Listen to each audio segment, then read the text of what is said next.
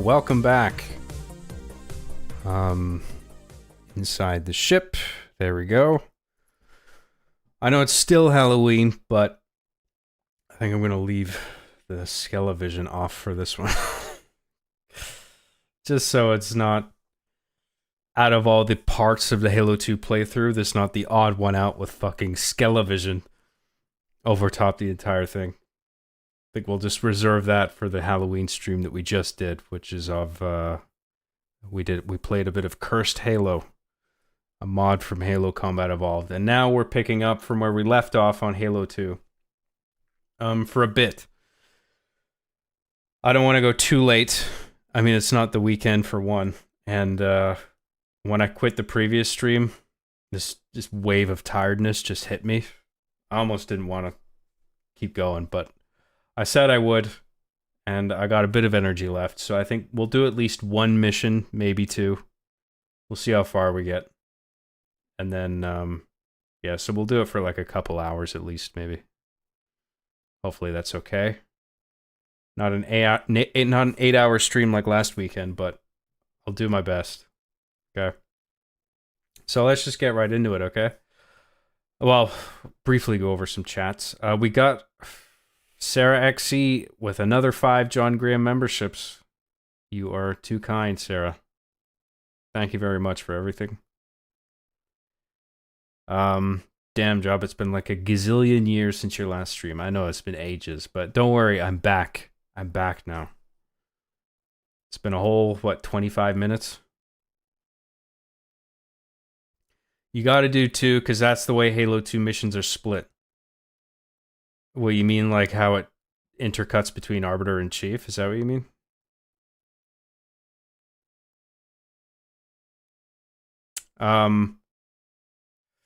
I don't understand you being tired. I think you should do a sleep stream so I can understand better.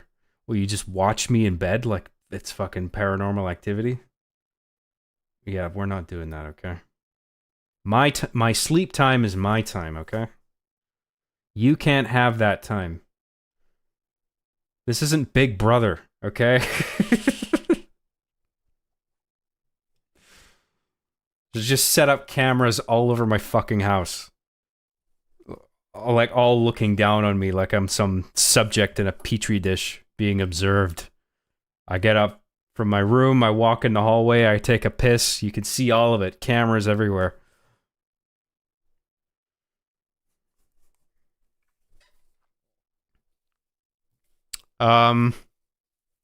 Where I am, Halloween is Ogre. No Nut November has begun. Oh yeah, I forgot about that. I'm gonna use the latest techniques in semen retention for this playthrough. So we'll see how that pays off. It'll give me the winning edge against the Covenant or the humans, depending on who I'm playing as. Sarah XC for $10 says you refill your glass of iced tea, John. I did just a little bit, yeah, and I put some water in there as well. Thank you very much, Sarah. Sleep Stream is another Patreon tier, that's right. Hey John, did you see Red Dead Redemption 1 is on Steam finally? I did. I would honestly love to play that again on computer, especially because I've never actually played Undead Nightmare. So that'll be really nice to try out. I don't like the price point. I feel like they should have brought it down. But I guess obviously Rockstar is pricing it the way they are because they feel that they can get away with it. And not only that, but they know that they can get away with that price. I mean, it's like $60 for a game that's what? About 15 years old? It came out on the Xbox 360. I mean, according to the reviews, it runs perfectly fine. It's just the price seems to be the thing that is pissing people off, which I don't blame them. I think that should have come down at least another $15, $20. But what are you gonna do? It's capitalism for you.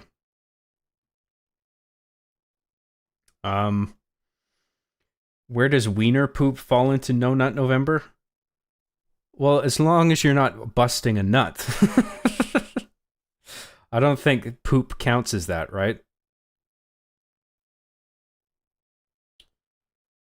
Um, yeah, that price tag is horse shit. Definitely not rootin' tootin' with it myself. Yeah, they got to bring the price down, but I mean, I don't I think by the time it goes on sale, that could be years from now, you know? So I don't think that price is ever coming down within the next year or two at least.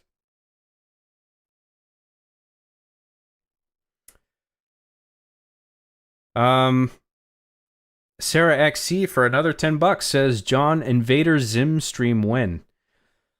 You know, I've heard that name for so long, and I'm not quite sure what it's from. I think it's a cartoon, maybe a video game.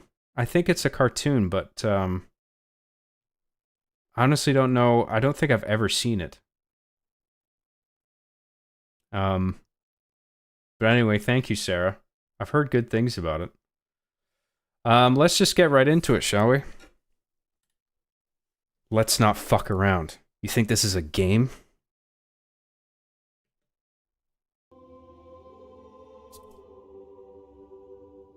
It's from Invader Zim. Yeah, thanks. Invader Zim is from the show Invader Zim? Oh, okay.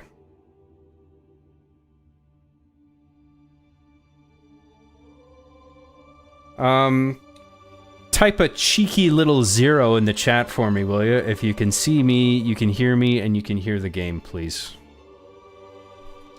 Just a cheeky little 0. That'll be our little secret.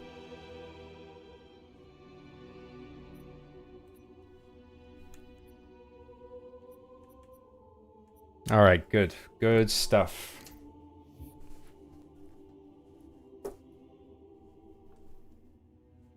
Delta Halo. So last we left off, Arbiter was on a mission to do something. And he cut a cable, and he fought a boss, Alamau. And the Alamau is basically foreshadowing what Arbiter will eventually become, because this is sort of our elite that has gone rogue. And he realizes the prophets are full of shit.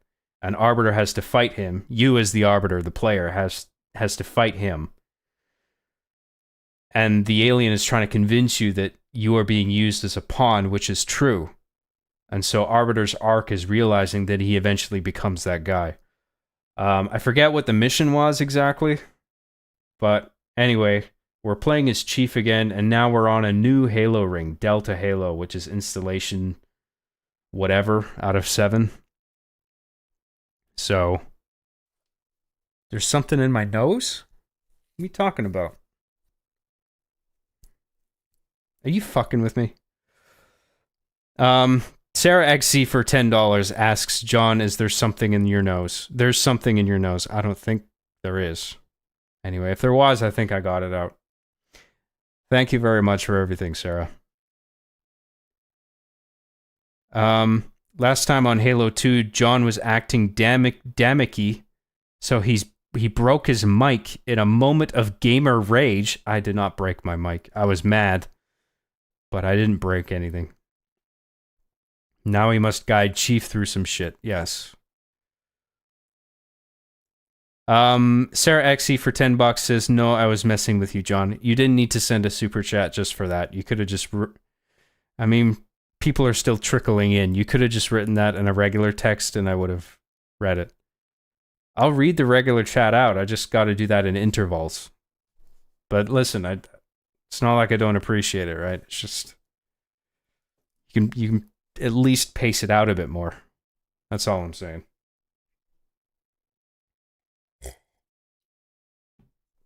Thank you very much. Hey, John, sorry I'm late. You better be. You're lucky I don't come down there and kick your fucking ass.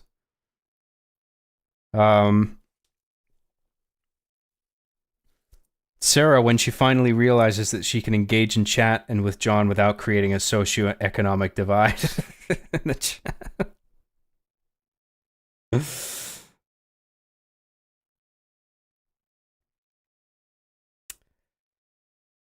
All right, let's do it. thank you, everybody. Thanks for tuning in. I hope you enjoy the show. I'll do my best to be an entertain. I am an entertainment. That's what I am. I am one of the entertainment of all time.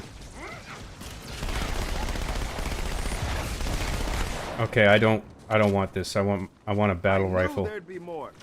Give me that, please. Thank you.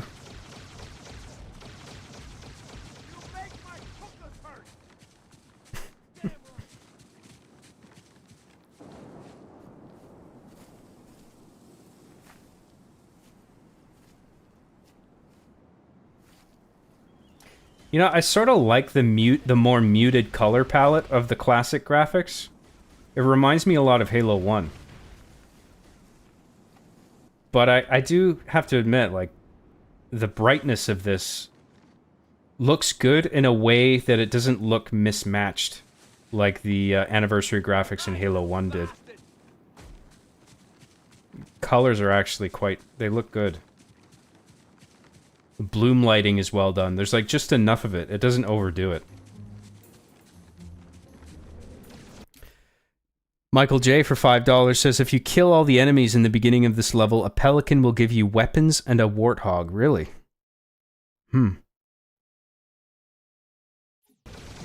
Interesting. Is that true? Are you fucking with me?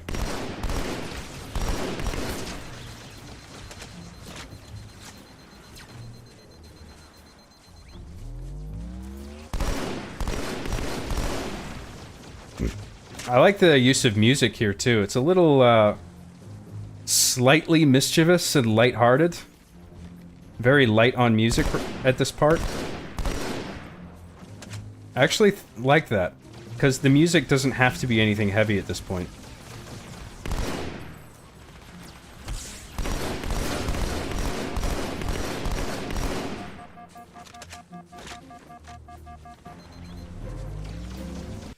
Mikhail Manfredo for $2 says, John, give us a quick onion thought on post-Scottishism.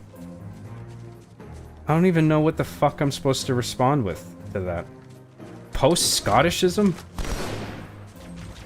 How can a Scottish person be post-Scottish?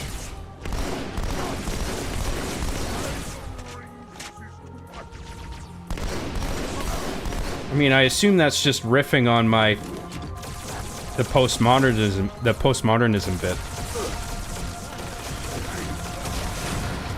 Clear this LC. The Pelicans are right behind us. Okay, now I want your SMG. Not a problem, sir.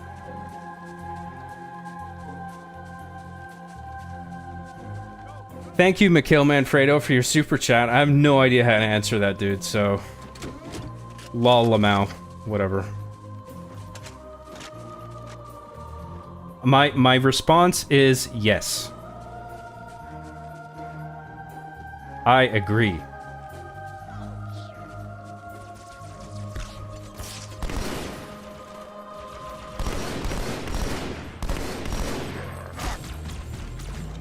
Damn, didn't even turn around to look at me. I was shooting right at him. Whoa.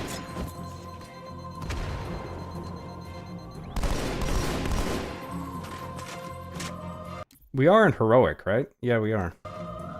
Just making sure.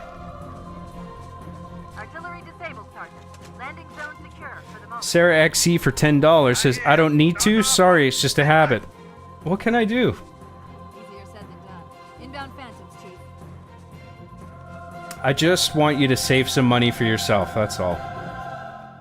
If you've got disposable income, then that's totally cool. I'm happy to take it. You know, of course, I'm very appreciative. Just make sure you got enough for yourself.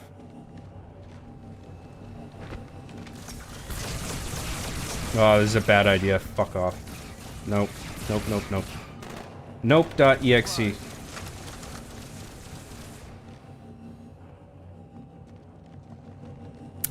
Michael Manfredo for $2 says, I gave the Romanian orphans one Twizzler. Hope that's okay. They can divide it amongst themselves.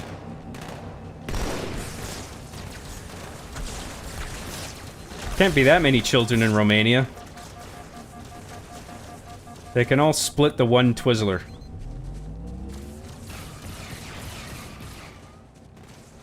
Thank you, Mikhail.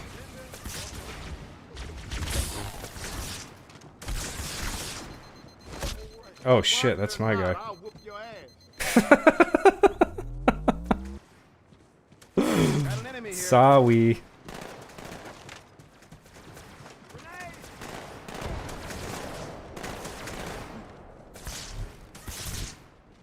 Jack, hold.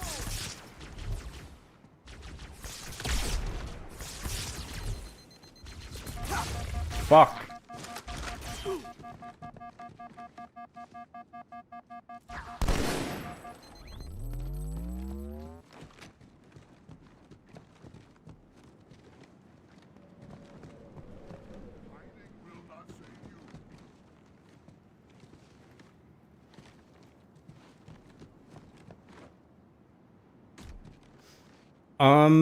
Lamau? Is there no A Lamaus left? I think there's one more around here somewhere. At least. Another Phantom on approach. Well, let's get back to high ground. Snipe those bitches.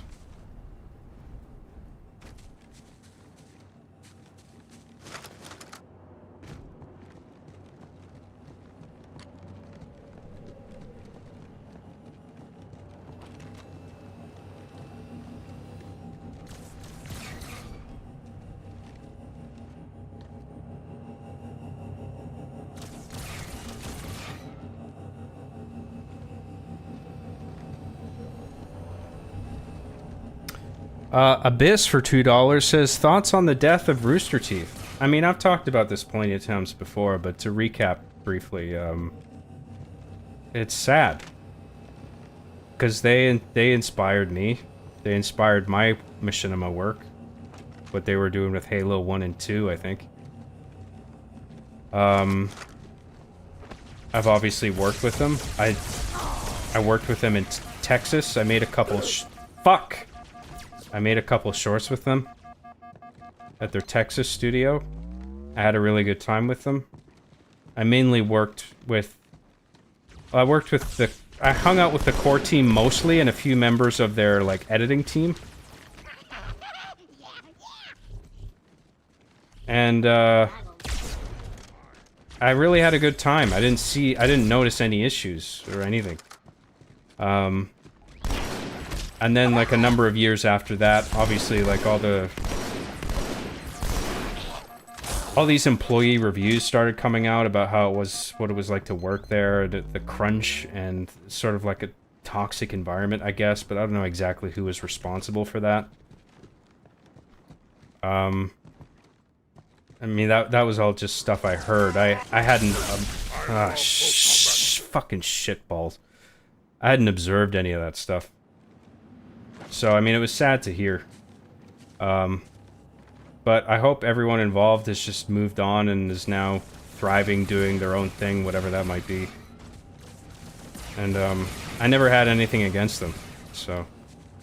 I don't know what to say beyond that.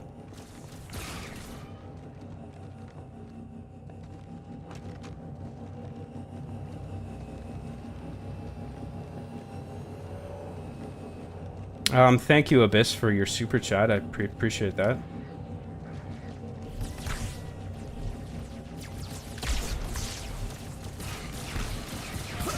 Ah, fucking cocksuckers.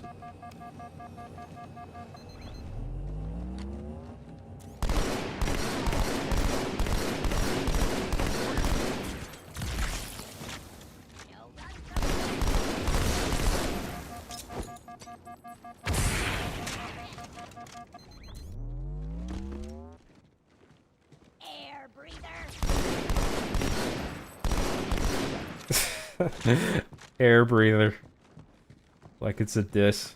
That's great. You can't hide from me. Oh, that guy's behind me, isn't he?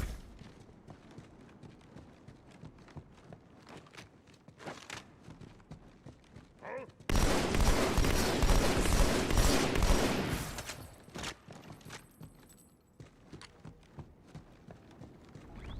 here until the Pelican arrives, Chief. Did someone suggest the Pelican thing because it's like an optional thing? Like I could have just moved on and done other shit? So I could have just gone up that trail and moved on with the thing.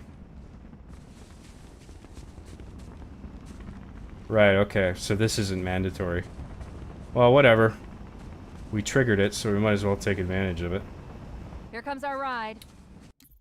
Sarah XC for $5 says, what was your thought process when creating RB and Chief? You had toys on hand, but at point did you think you could create stories/series using them? When I first started it out, there weren't any plans to make a series. Like, I was pretty new to making videos, brand new to uploading videos on YouTube. Like, that was the first time I had ever uploaded anything to YouTube, was my first Master Chief Sucks at Halo video. If I were a megalomaniac, and I'm not, that's where I'd be. And, so I just made that first video without any expectations. And no kind of incentive in regard to ad revenue or anything like that, because there was no payment model back then online. If you wanted to get paid, you had to be affiliated with some studio like Machinima, for instance. So I made the first one just purely as a fun hobby. And then the second one, Master Chief Sucks at Halo 2. And then they both performed so well in terms of viewership that Machinima noticed me after that, and then they offered me a job, and then I made Master Chief Sucks at Halo 3 for their channel, and then I developed RB and the Chief after that. So my thought process creating RB and the Chief was basically just dicking around with Microsoft Sam, the Windows text-to-speech voices generally, but Sam in particular. And I had the Halo figurine already because it was a gift, and the Halo 3 beta had just come out via the Crackdown disc for Xbox 360. So I was playing that. I was obviously way into Halo 2 on Xbox Live and Halo 1 before that, but Halo 2 was the first one to use Xbox Live, the service. So at that point, I was like immersed in the like online console gaming culture. And I was checking forums every day and like regularly surfing the internet. So like I knew a lot about that world. And then by the time Halo 3 beta came out, I had this idea to like make this video.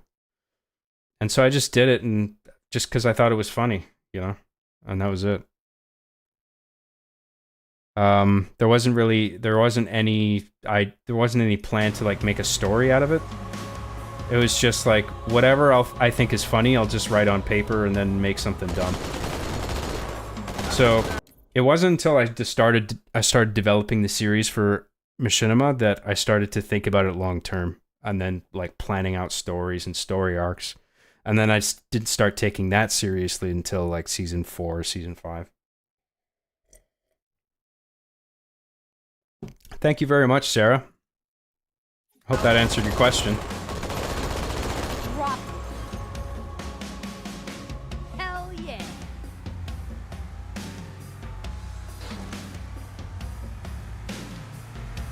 Damn, this Halo 2 Anniversary looks good, man. Covenant has control. Like, even this looks good for considering that it's running on the original Xbox, but this, man. Look at all that extra foliage, the extra detail. I mean, it really does look good.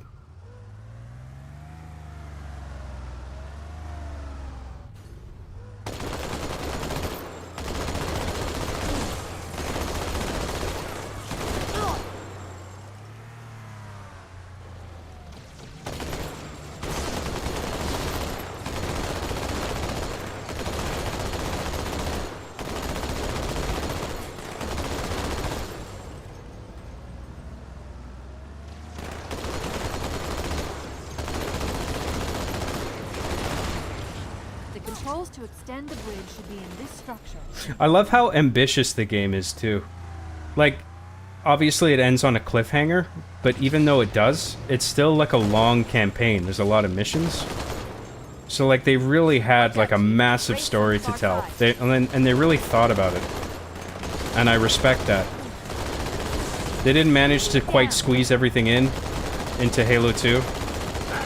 But that's okay. Because I mean Halo 2 has plenty to offer just in terms of campaign alone, never mind the multiplayer, you know, which was revolutionary. Turn my volume down a little bit in my headphones. I can barely hear myself think. Well, we don't want to stay in this Warhog for too much longer.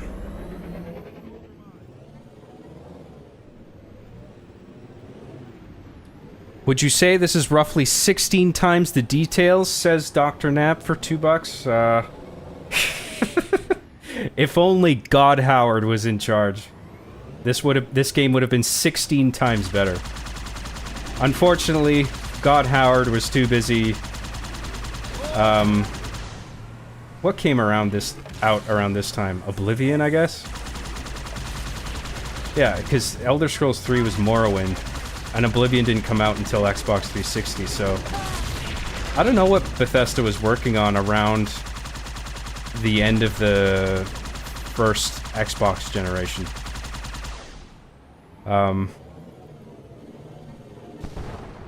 What would it have been?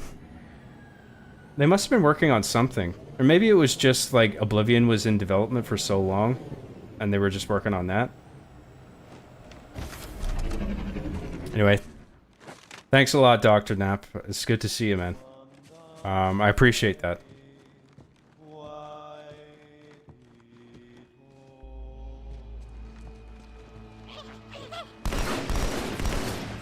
Did you guys hear that chanting? I don't know what that was about.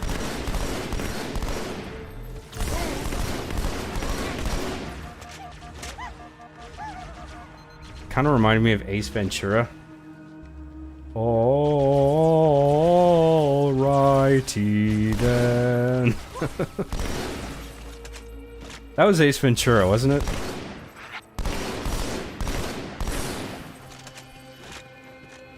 I think there's a button that I need to press.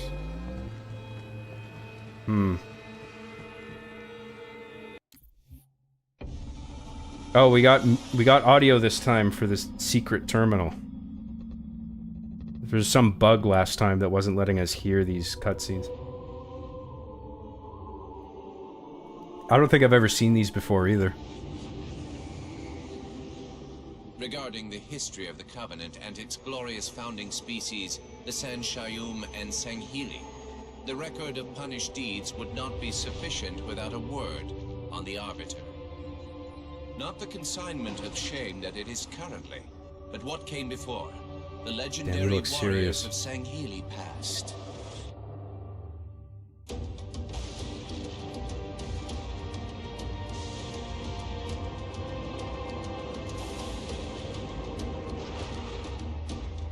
Long before the Covenant, the Sanghili ruled their world with pride and vigilance, surviving the perils of both land and sea.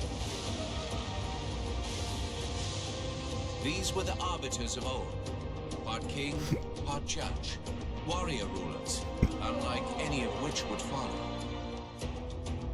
When we arrived on their frontier world of Olgathon, the cost of life was severe, led by a mighty arbiter. There's a lot of lore that I'm not privy to, because there's a lot of like books, like reading material on Halo that I haven't read. So I'm kind of new to a bunch of this stuff. Like the idea of the Covenant having this sort of like early century technology where like before all the spaceships and stuff. Like when they're just swimming around in boats in the ocean and shit. Like I don't think I've ever seen that before. Like all things, we would bend the Sanghili to our own ends. The Arbiters would become the very will of the Prophets. Sarah XC for $5 says, but what made you consider using Chief as the dumbass and having Arbiter be the voice of reason? Well, Chief was already the dumbass right from the get-go. Because that was the initial idea. Because, like, I was playing Halo 2 for so long, right? And then the Halo 3 beta came out. And it was just full of like trolls and shitlords and people just saying obscene shit. About those rings. And I wanted to make fun of that environment in particular. That was a big part of the jokes. And Chief was just an embodiment of all of that behavior sort of rolled into one character. I mean, it was meant to be satire. So, like I said before, I wasn't really thinking about this long term. I just thought, like, I want to make fun of all this behavior. And I'll do it through Chief. And so by that point, the Chief character was established. And then it was like, when I started thinking about it long term, when I was working for Machinima and it was time to create a series with the character, I then decided that Chief needed a foil, and it made sense for that foil to be opposite what Chief was already established to be, right? So hence, Arbiter became what he was. And then it just sort of, it fell naturally into place that Chief would just be sort of the shit-talking part of my personality, and Arbiter would just be the more rational side. Which I think a lot of people can relate to. I don't think that's just, I guess we'll leave fuck for the you. others.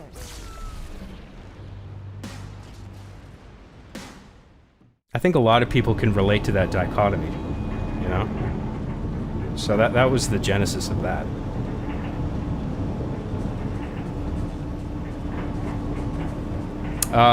Thank you, Sarah XC. I hope that answered your question. And Arbiter's not always the voice of reason, you know? I think that generally applies, but there are exceptions. Sometimes Chief is correct. Depends on the story, depends on what I'm trying to do broadly. What's the best way to approach this?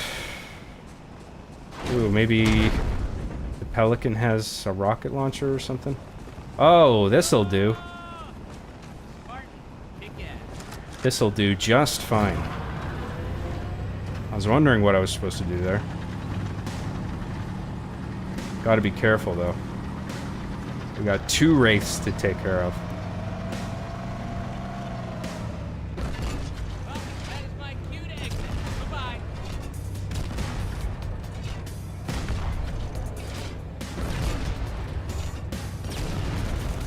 Heads up!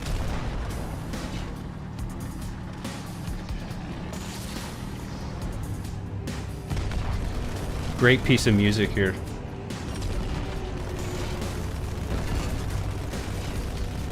Okay, everyone be cool. I like the remastered version of it so far, too.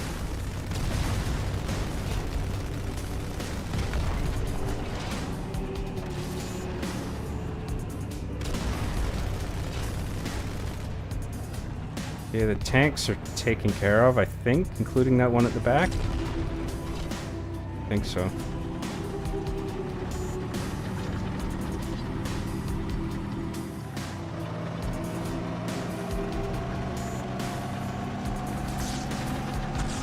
I'm in anguish over here.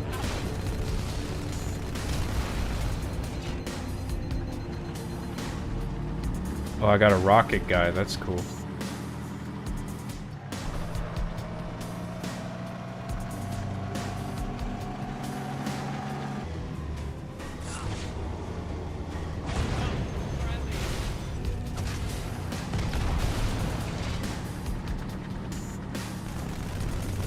Yeah, I've generally been of the opinion that the remastered audio is an improvement.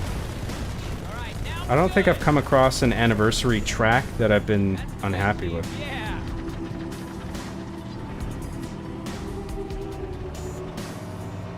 Mikhail Manfredo for $2 says, game that's been on your back burner forever, mine's Witcher 3.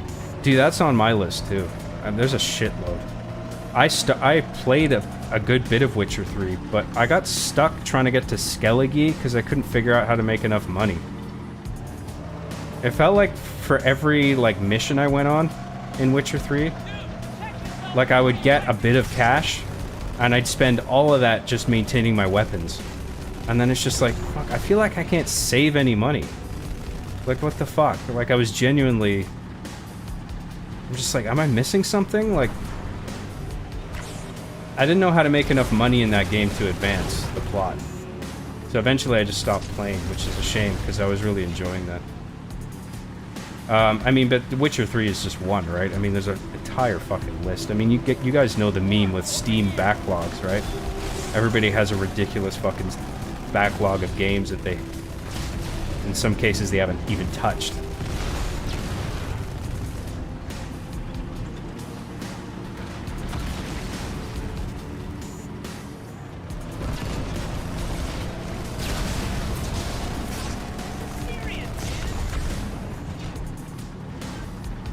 Thank you, Mikhail.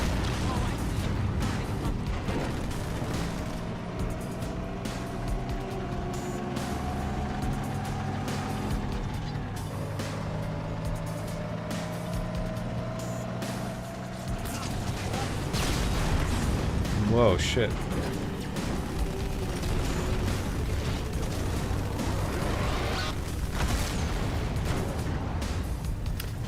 John Boy Sugoi for $1.99 says, it's a wonderful live.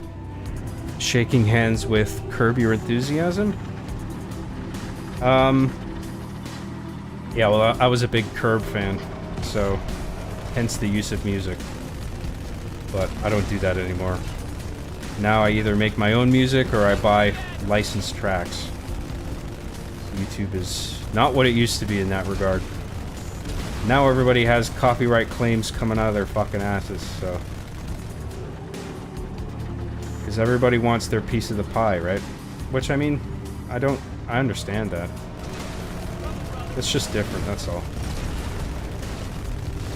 Used to be on YouTube that nobody cared. But then YouTube became such a force. It's like, okay, now we gotta take this seriously in terms of allocating funds for using other people's assets, you know.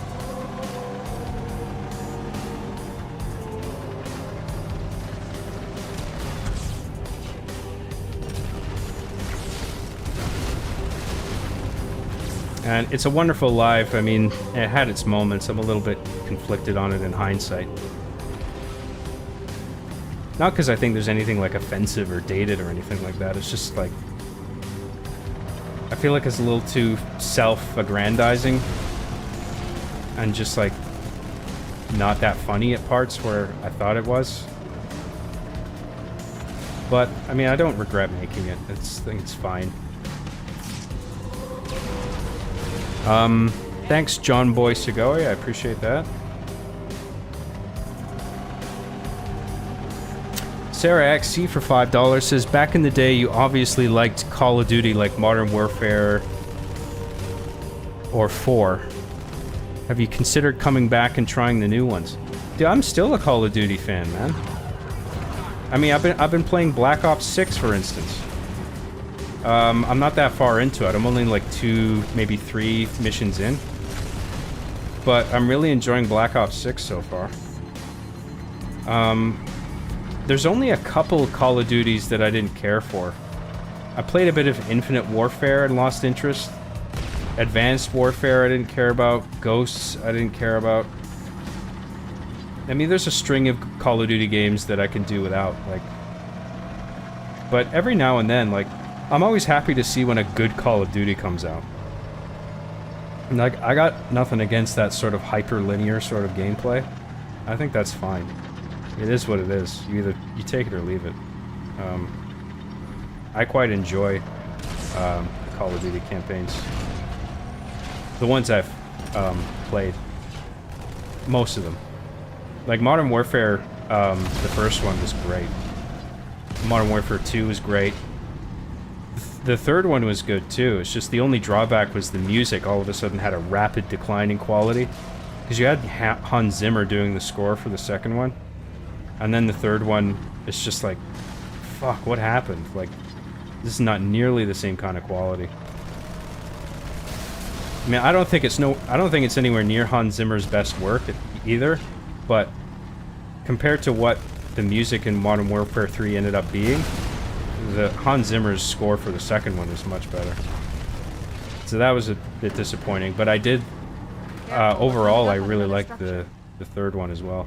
That whole original trilogy was cool. And I liked the first entry of the rebooted trilogy. I thought the first one was okay. It wasn't my favorite. I thought it was good. I still like the original Modern Warfare better. But I thought the first entry in the rebooted trilogy was good. But then the second one was weak. And then the third one was so dog shit that I didn't even bother. Because it just felt like such a rush job where they were just throwing together assets. Like from pre-existing games or whatever. Actually, I don't know if that's accurate, but it was some kind of bullshit like that where their approach to it was like super lazy and rushed. And, you know, it was obviously critically panned. And I'm just like, ugh, I'm not even gonna bother. This is probably shit. But it looks like Black Ops 6 has really turned things around. It has a great campaign, a good zombies mode, the multiplayer, everybody seems to be liking it, despite some glitches, but that's to be expected on launch, so... I'm looking forward to playing more of it.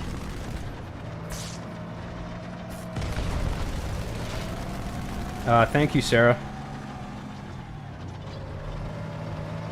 Abyss for $2 says, why did you become the Bay Harbor Butcher? Well, I was about to do a Dexter impression, but I would be terrible at it. So I'm not. I don't even know how to do a Dexter impression. Dexter's one of my favorite shows, man. I mean, it didn't end well.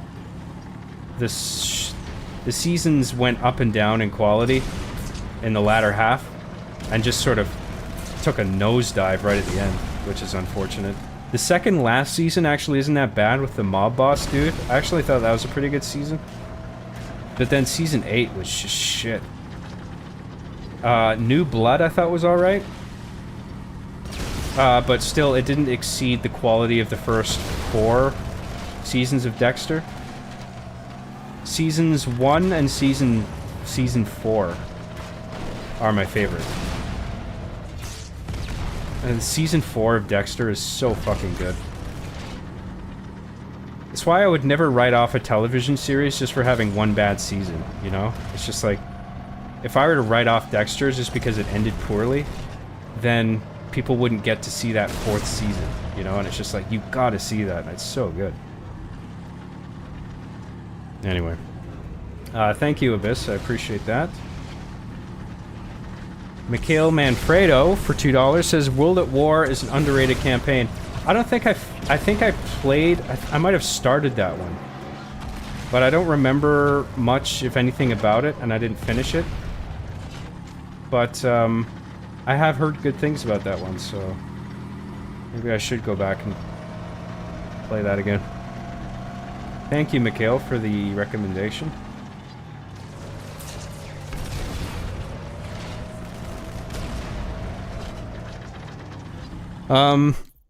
Sarah XC for $10 says, I play Modern Warfare 3 Remastered, but I've only seen that Black Ops 6 plays exactly like it. I don't think that's the case. I mean, not only do you have Omni movement this time around, which is sort of a game changer. It doesn't sound like much, but it actually does quite... I think it makes the gameplay considerably more engaging. I mean, it is ridiculous, everyone diving around like Max Payne and sprinting everywhere in all directions, but what it amounts to is a more fun experience, so I'm all for it, you know? Pelican inbound. Plus, the whole tone of that game is like deliberately over the top, so like that's fine. I don't need it to be like super grounded realism or anything. I mean, it would be nice if Infinity Ward stuck to that formula, but if they do decide to make it silly, like, I think that's okay too. As long as it plays well and it's compelling. If it's like it's basically like playing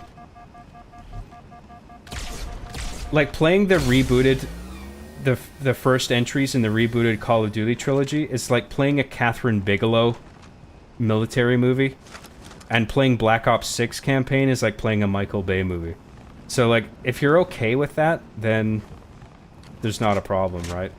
Obviously, it's a shift in tone and execution, but I actually don't mind either approach. They're both fun. They're all pouring out of the middle. Let's get in there. Okay, we're going in here. Oh, shit. Sorry, guys. They're all pouring out of the middle. Let's Oh, get in that's, we got a decent checkpoint there. there. Hey, big cat!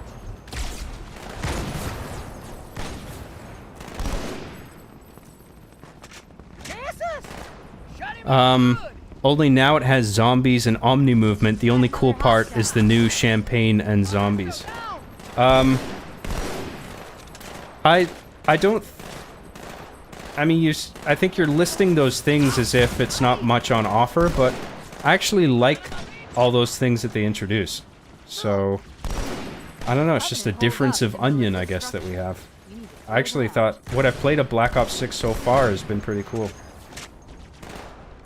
What pisses me off about Black Ops 6 is I think you have to be connected online to play the campaign, otherwise it disconnects you. I think that's fucking bullshit. But whatever, it's a really good campaign. It got a bunch of praise, so I really wanted to play it. So I was just like, fuck it. But I do hate when that happens. Here's another one. No. It's like, why? Why do you need people to be constantly online, even just for something like that? Just playing the campaign mode. Grenade! Cover yourself! Ah, he's mine. Netherwolf for $5, parentheses, Arcane Atmosphere, says, John, I know you're somewhat of a musician as well as a composer. Yeah, emphasis on somewhat. I'm curious to know what music interests you. I'm mostly into the metal genre or classical. I really don't limit myself to into or outside of any genres. Like, I'm open to anything in terms of music. It's just like films, to be honest. Like, I respect all the film genres, even like rom-coms and stuff like that. Like, I don't discriminate, like, because I just appreciate the medium so much. It's kind of the same thing with music, even though I know way less about music than I do about films. Hide from me too. I'm way more of a film guy. Bugger! But my favorite genres of music are like 80s rock, some 90s stuff. Just because I grew up on it, right? And the whole like synthwave movement that took off in like the 2010s or whatever, and all the sort of subgenres that splintered off of that. I'm a big fan of that stuff, like electronic music, chiptune. I like chiptune stuff. Yeah, I don't know what else to say beyond that. Am I going the right way here? What the fuck? Where are my dude bros at?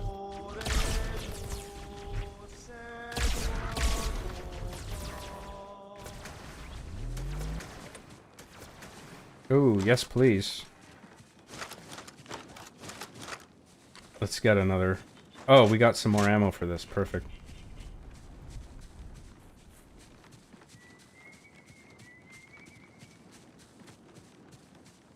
We'll take a break in a second, and I'll look at the chat in more detail. Not a second, but like we'll find a spot. Thank you, Netherwolf. I appreciate your super chat. Mr. Bad Guy for $5 says this might be a little lame to mention, but what are your thoughts on webtoons hitting big, i.e., Has-Been Hotel? That's pretty much it. Webtoons? I've heard of Has-Been Hotel. That's like some 2D animated cartoon, right? I don't know where it aired, if it's like an online-only thing, or it was something picked up by maybe Teletoon or Adult Swim. I haven't, I don't know much about it. I can't really say anything about it. So I'm guessing Webtoons is like the company that makes it? The studio? I'm actually not sure. Was this another terminal thing? Oh no, it's just,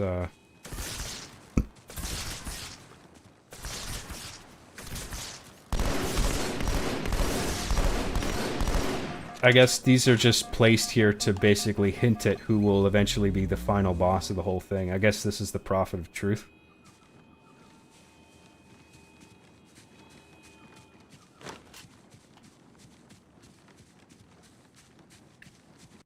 I hope that answered your question, Mr. Bad Guy. I don't know. I don't really have much to say on that because I don't know.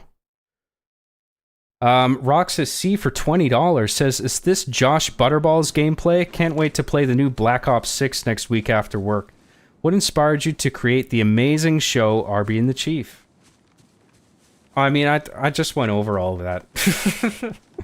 I mean, you can rewind it just like a half hour, and then you'll. I had a whole bit on why I made the show the way I did. What inspired me? I mean, it was just the experience of playing online and how toxic it was. And I felt like a lot of people on the outside just didn't get it. You know, it's like all the trash talk would be observed by people who weren't gamers or didn't understand online gaming, and they were just like, why would you all be so mean to each other? You know? So, like, I think part of my inspiration was to just bridge that gap and help people who were in different spheres understand each other better. I mean, I don't want to sound too fucking up my own ass about it, like I had these noble intentions of, like, I just want to, like, heal the world. But, like, that was an element that went into it, you know? Anyway, thank you for that. Roxas C, I really appreciate your super chat there. There's lots of generous chats coming in. I really do appreciate everything. Sarah XC for $20 says, "I can tell you like electronic dance music or metal considering your latest songs in Arby and the Chief. Is there a chance we'll get a video or stream on how you've created your music? Do you use FL Studios or something other?" Yeah, I'll do a stream on making music. Sure, I got no problem with that. I'm happy to do something like that. I don't know when, but sure. And yeah, I use FL Studio, and I am currently working on a track right now. I was just working on one last night, actually. So yeah, Fruity Loop Studios is what I use.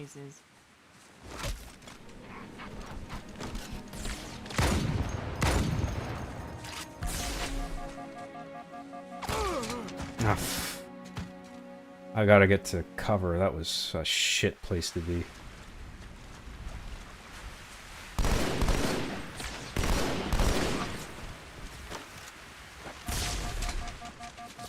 Hopefully that rifle didn't fall off the edge. I don't think it did. You always bring me to such nice places.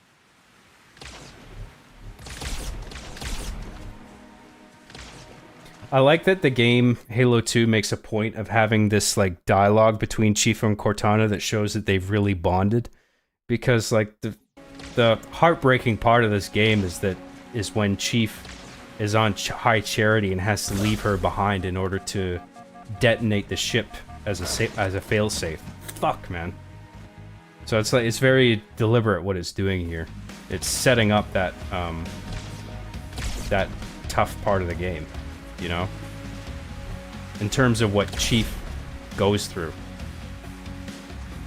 Like, Cortana has been a very sort of grounding element for Chief up until now. Or up until the moment where he has to leave her behind on High Charity.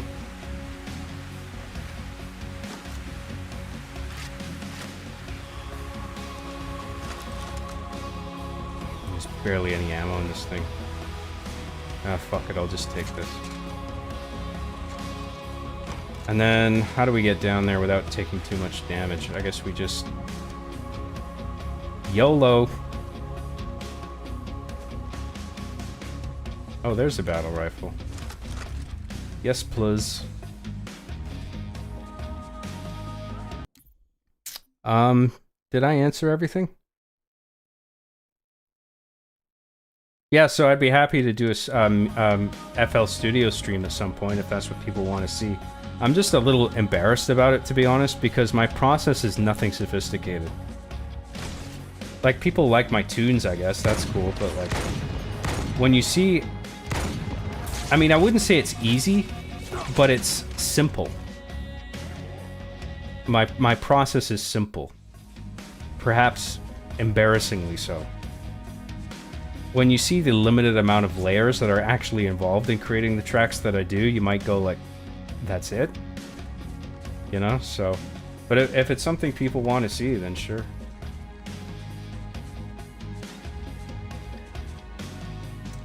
Do we want this? I don't think so. Rather have the sniper.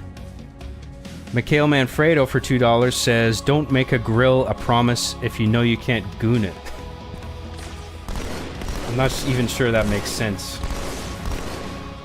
But I appreciate the effort. Ah, oh, fuck, man. I'm playing like a fucking moron. Alright, come on, John. Let's do this.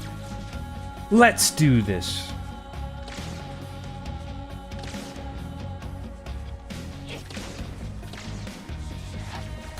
Who's fucking shooting, man? What the fuck?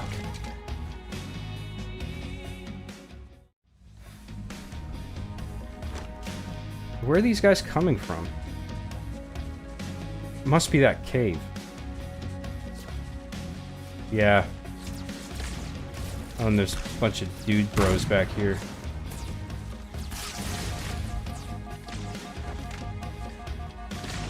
Whoa, shit. Okay, this guy's gonna fucking kill me if I'm not careful.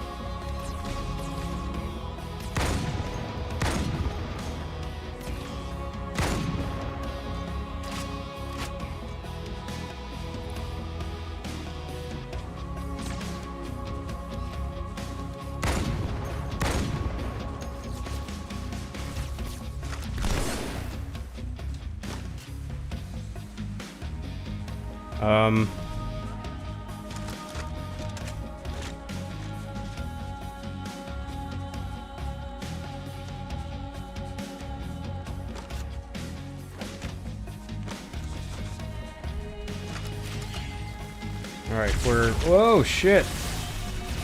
What the fuck? Where did they all come from? Ah, sorry guys. Christ. I guess we'll take a break there and we'll go over some chats.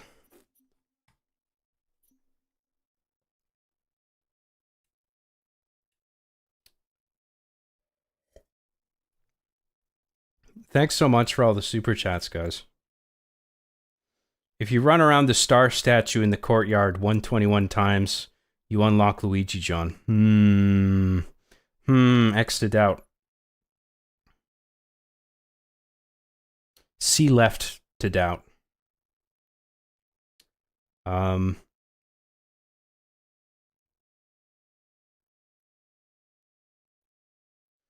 People pointing out some hot tips in the chat that I missed. Sorry about that. If you jump on top of the main building, you can find more rockets. Yeah. I generally tend to stick with a rifle or a battle rifle and sniper rifle, ideally. The battle gun, the best gun in the game.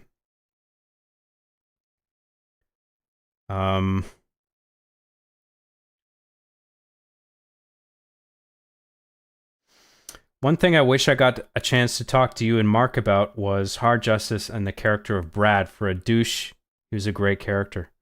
Thanks, Hyperbolic Ninja. If you want to do another stream sometime, just hit me up. Hopefully we can iron out the technical issues for next time, but I did enjoy the conversation. Oh, thanks for the compliment. I'm glad you enjoyed that. Yeah, I thought that character worked out pretty good on paper, and Mark did a great job voicing him in Hard Justice.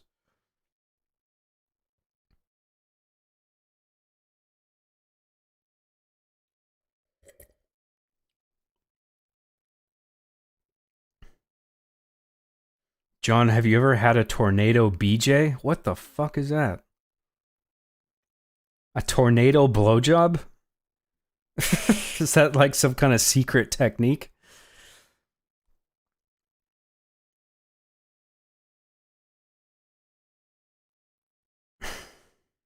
game devs are getting more lazy. Maybe AI can improve games in the future, but I almost wonder if it would just make it less human, so the quality technically wouldn't even improve. Yeah, I do think that is actually a risk. I agree with that. I mean, it's hard to say. I mean, it's sort of an event horizon, right? I mean, you don't know how exactly things are going to manifest going forward, because it's just, we're on such an exponential upswing in terms of technological advancement that it's hard to answer those kinds of questions. All we can do is be careful moving forward with how AI gets implemented.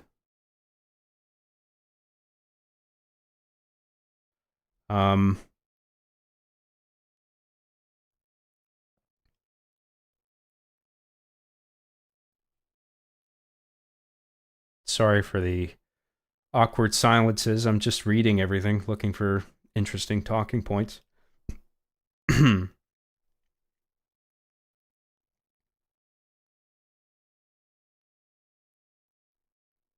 John, what are your thoughts on the economy?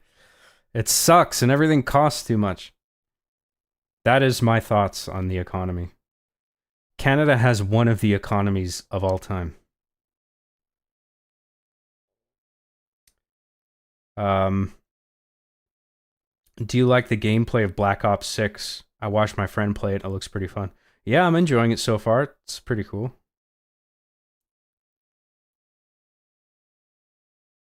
I like that level in Black Ops when Woods gets lost in the woods while they play Walk in the Woods. Trademark. I don't know if I've gotten to that level.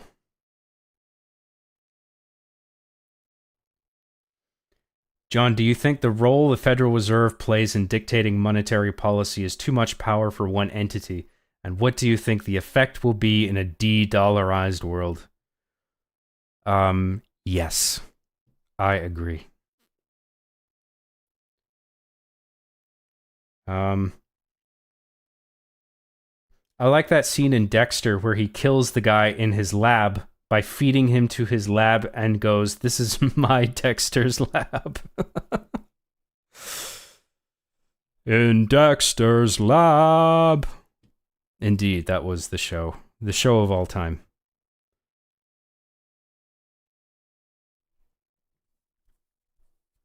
John, how have you been holding up since the recent Mr. Best controversy? I think you mean Mr. Beast. I know it must be hard for you considering how much of a massive fan you are of him. I mean, yeah, he's not something I was never really interested in his kind of videos. I mean, I respected at the time the amount of money and effort that he would put into them, but it just wasn't my thing. But then it's just like one fucked up story after another's coming out about him directly or just like shit that's going on around him. I don't know if he's responsible directly for any of the bad shit, but like, it's just, he's just going through a shit show right now. I'm not really sure what to think of it, to be honest.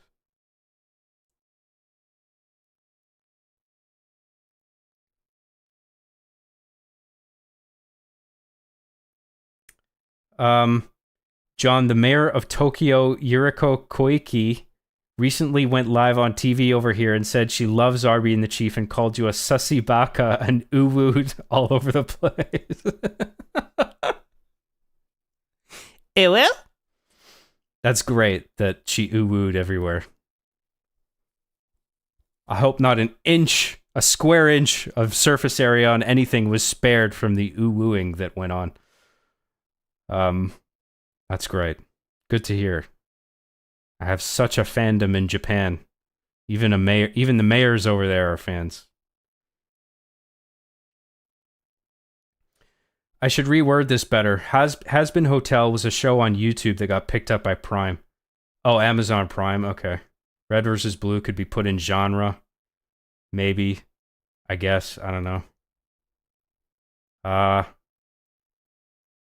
Yeah, I've never seen Has-Been Hotel. I've only heard some things about it, seen some screenshots. I don't know anything. John, have you beat this in Legendary before? No, and I heard it's hard as balls. It's even worse than the first one. Well, in terms of like difficulty. I'm not really interested. Heroic's fun. Heroic's enough for me.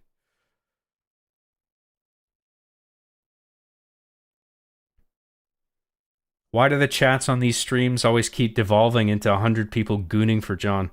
What can I do? I'm just being me. I tell people to stop gooning. I say this is a no gooning zone. This is a restricted area in terms of gooning. Hundreds of people goon anyway. The gooning can't be stopped.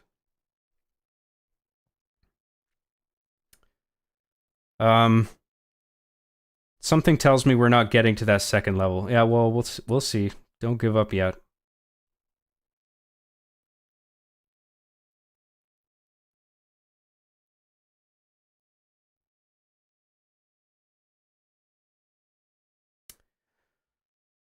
Delta Halo is my favorite level in all of Halo. I always loved it as a kid. Yeah, this level's pretty cool. I like the tank is a nice surprise in this level, considering you already get the tank on the highway. It's nice that you get another tank on Halo to just blow shit up, and for a considerable length of time too. Roxas C for $5 says Digital Fear rules. That's right, indeed I do rule. Thank you, Roxas. Mr. Bad Guy for $4.99 says, how much creative control do you have during the production of RB and the Chief in Los Angeles? Also, Machinima making RB meet Claire in real life felt weird to me. It was so off. Yeah, I mean, I didn't write the first, I think, 2 or 3 episodes, and then they came to me asking me to at least write them, because at that point I wanted to take a break from production entirely. But then they had said they made the 2 first episodes completely independently, and then they came to me saying, hey, can you at least write the episodes? But I had to write picking up from where they left off in terms of starting off there in LA season. And I just hated what I had to work with. So, I mean, as far as that, I could have done whatever I wanted, but I had to like incorporate what they had already established. I mean, maybe I didn't have to. Maybe if I put my foot down, I could have said like we're starting from scratch, but I wouldn't have felt comfortable doing that because I would have had to say like what you've done so far is shit. And at that point, working for Machinima, I didn't want to do that. So it was just the whole thing was so fucking awkward and a mess. I'm glad I was happy when it was over, because then I could just get on with season 4 and then I had like control over absolutely every aspect, you know. Thank you, Mr. Bad Guy. How do I audition for Hard Justice, John? Well, if I open up auditions, I mean that's the first thing. If I do that, I'll announce it on X, so you can follow me on X if you're not already. And then at that point, I'll also have made a page on my website where people can download PDFs and then make readings off of that, and then submit the voice files to me via email. So people would send audio files to me, and then I'd listen to auditions. So, but we're not there yet. I still got to work on the script. So, but that would be the process once auditions become a thing, if they become a thing. So I'll only open up auditions if there's people for roles that I haven't found at that point. Because at this point, I do know a lot of people, like talented people who can do voices that I can reach out to. But if I cast everyone I can think of, and I'm still lacking, then at that point I'll open them up.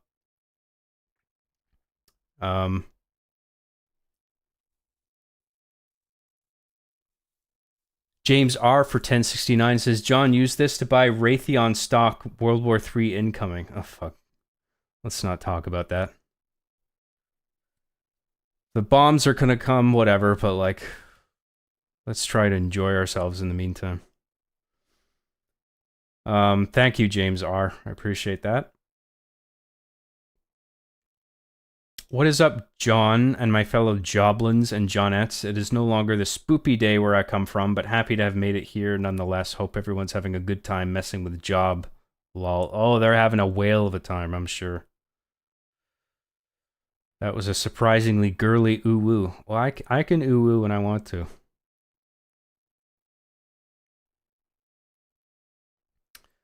Netherwolf for $5 says, would it be fair to say in some way that Arbiter and the Chief are alter egos and reflect some sort of dual personality which connects to you personally? In a sense, yeah, sure, that's fair. But I don't think it just applies to me. I think it applies to a lot of people. You know, the part of you that sort of thinks rationally about stuff, and the other part that's just impulsive and impatient and rude. I think those are in everybody.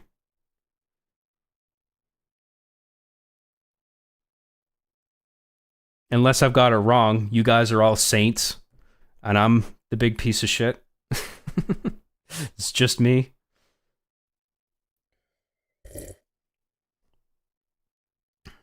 Thank you, Netherwolf.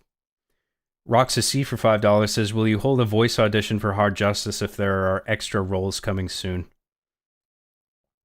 Sure, if I need people, yeah, of course. But just we'll cross that bridge when we come to it, because I can't say anything about it at this point, because I honestly don't know.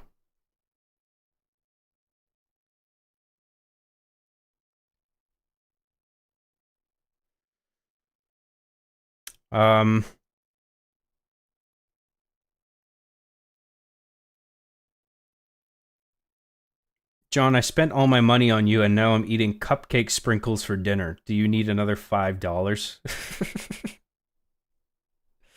You don't need to send me anything, okay? Enjoy your sprinkles. Save your money, okay? So you can get a burger or something. I do appreciate everything you sent, though. Is your website linked on your X? Yeah, it's in my bio. I'm pretty sure. It's been a while since I checked it, but I think so. Thank you, John. My sprinkles are delicious. Oh, that's good. That's a relief. Save your money so you can get John a burger. That's funny. All right. Let's keep going.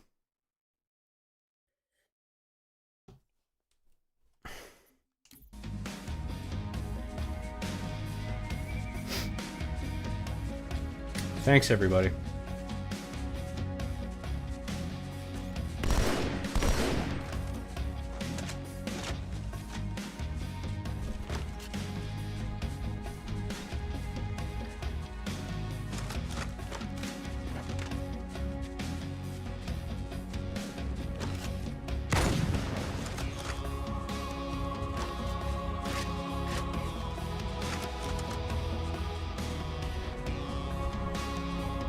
Oh, I thought this was like the path forward, and it's literally just a dead end.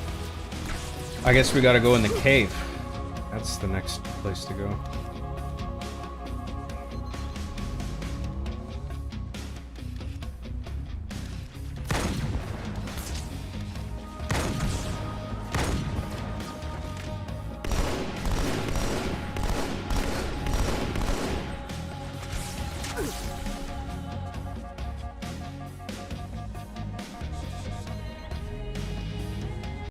Sarah XC for $10 says, John, I know you can't say for sure, but if it comes to it, I'd love to voice. As a film student, I might have what it needs.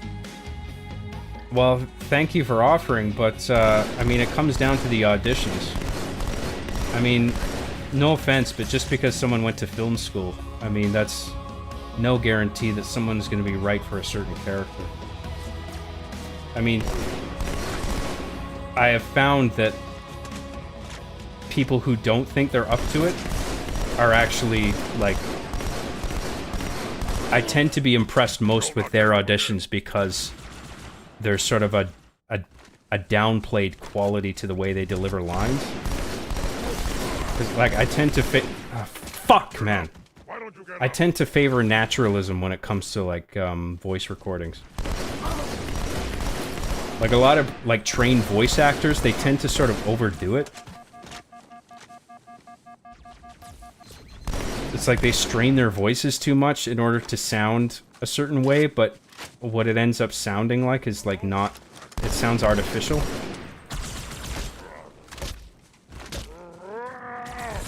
But I'll easily favor a believable performance over that. Like, even if it sounds a little like dry or like unemotional or muted. It depends. It depends on like the demands of the character, like what's going on in the story, what's going on in the scene. Like there's a lot of factors. So,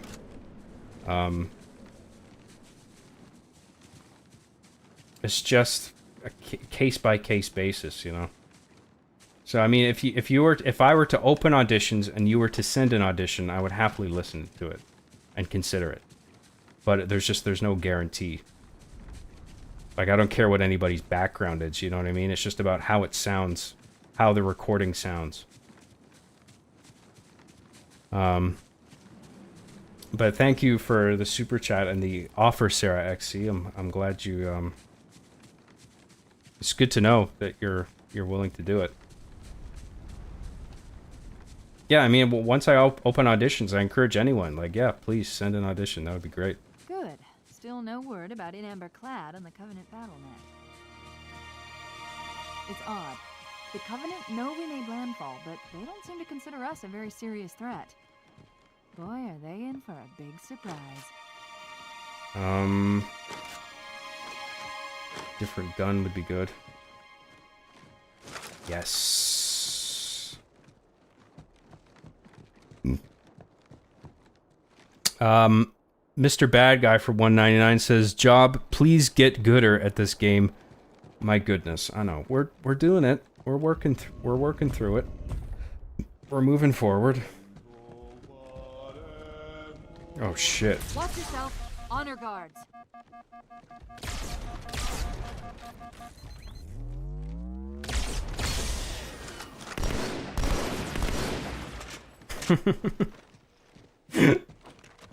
Oh shit, there's 3 of them. Alright. Ah, there's 4 of them! Come on! Surely that's it. Fucking clown car full of honor guards.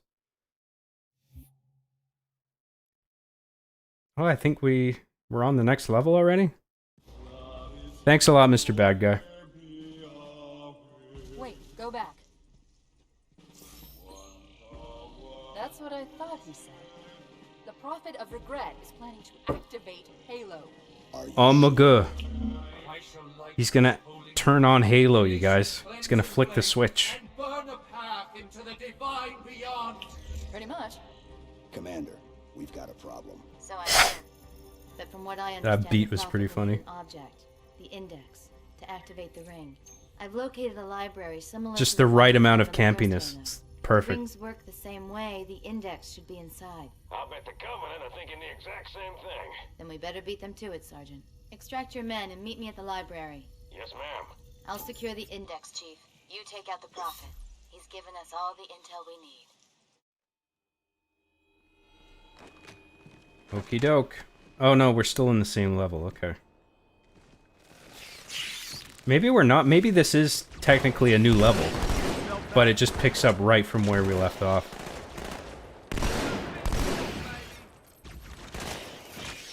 You got it. Well, I got some more energy, so we'll do another one.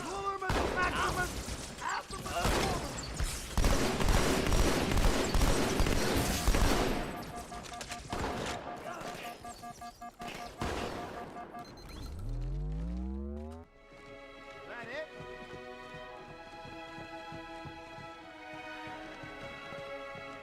Another great piece of music here. You know, I think Nicely the used. foreigners built these new structures around the old to protect them, honor them. Pure speculation, mind you. I'd need to make a thorough survey to be sure.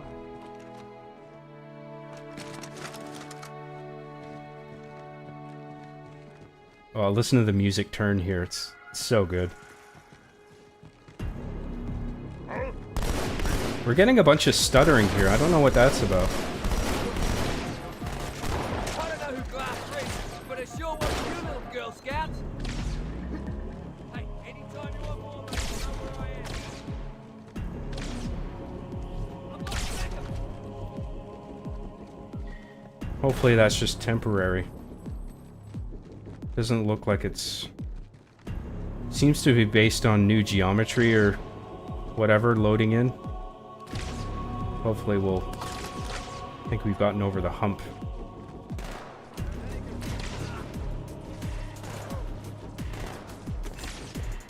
Knew you had it in you.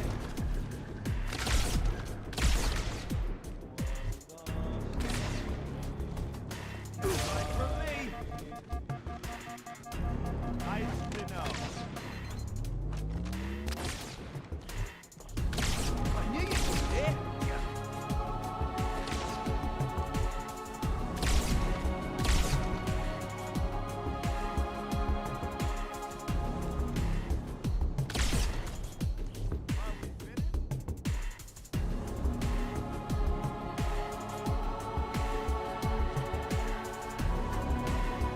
Oh, fuck.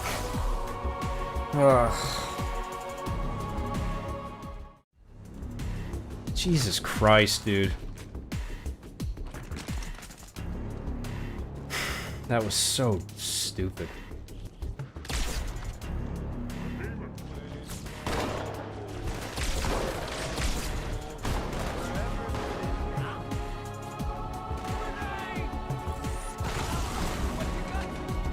Clemson PC gifted 10 John Graham memberships. Thank you so much. Whoa.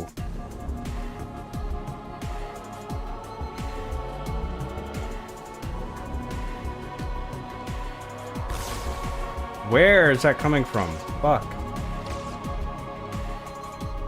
Thought it was from over here.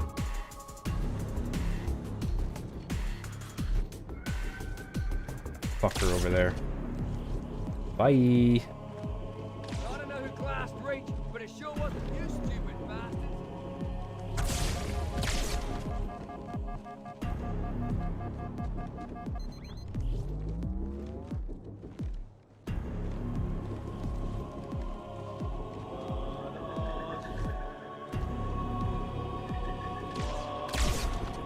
Yeah, I knew it. I knew it.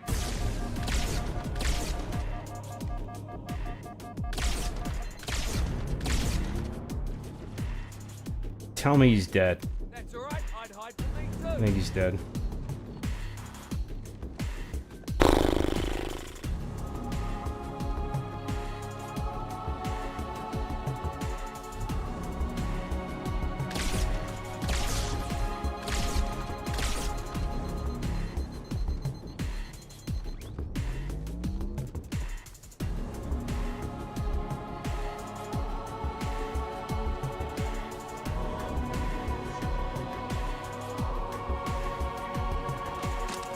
Yeah, I don't know what to do about that stuttering. Hopefully it's just localized to this area. I don't know what the fuck's going on.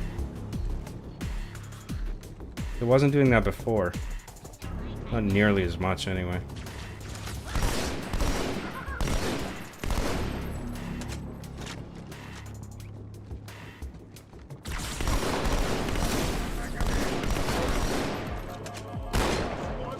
Get the fuck out of the way, dude.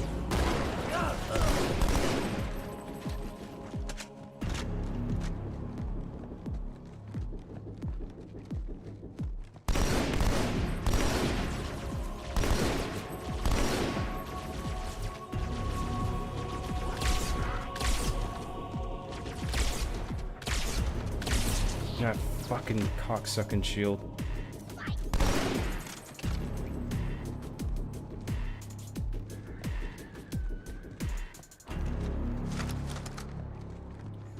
Mr. Bad Guy for $4.99 says, "You ever watch CNP? It's an older Machinima series that actually still continues. The Nyan Cat episode was kind of funny." I think I've heard of it. I'm not sure if I have. If I did, it was a long time ago. Because I think that's been going on for a while, right? Thank you, Mr. Bad Guy.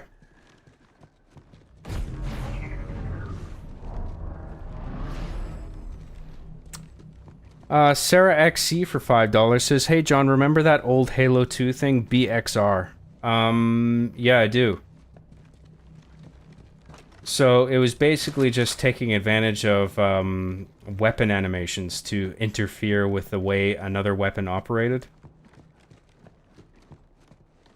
I think what it allowed you to do was fire a charged plasma pistol round, take out someone's shield, immediately switch to the battle rifle, and instantaneously fire a burst of rounds from the battle rifle without waiting for the weapon to come up, right? So it would be like plasma charge, bullet, instantly, right? And as soon as the bullet hits their head when their shield is down, they die, right? So it's just a very quick way of like taking people out. Oh yeah, the B was the melee. So it was using the melee to facilitate that exploit that I just described.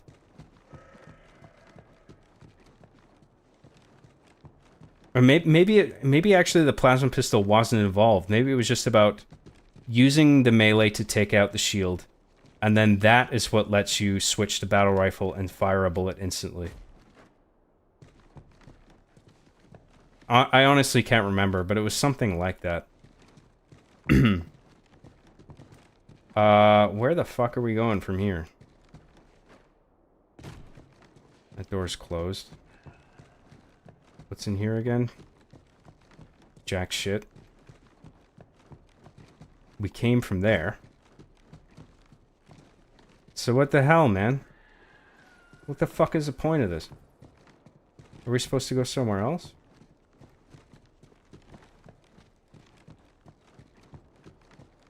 I mean, we're supposed to go this way, right? Were we supposed to go over there?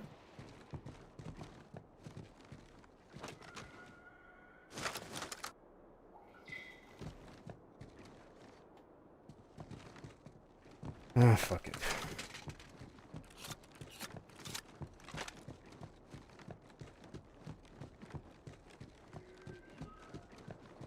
Yeah, we came from the central structure, right? So we're supposed to go over here.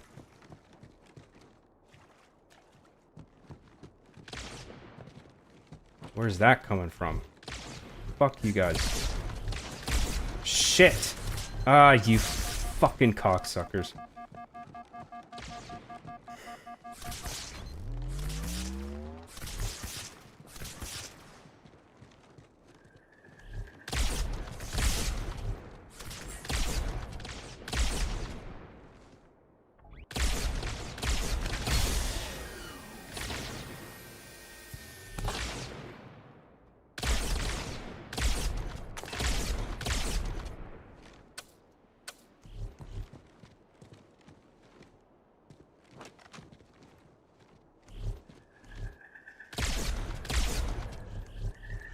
Okay, so we'll go where the enemies are.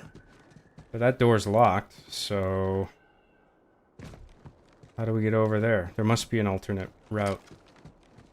I must have missed something.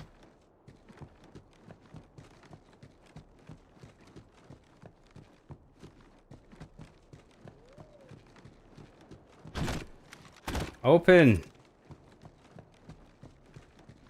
Open sesame. Abracadabra. All that shit. Is there a button or something?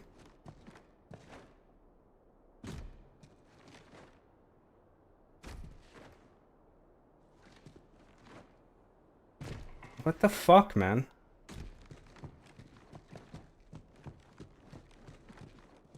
Oh, is this it?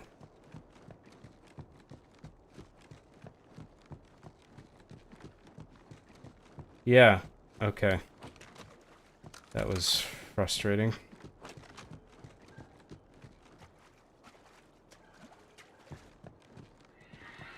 Oh wait, now where do we go? Is this another dead end? Are we just supposed to keep wrapping around the structure? Oh, I didn't mean to do that. Fuck. Oh. Well, at least we know we're in the right place.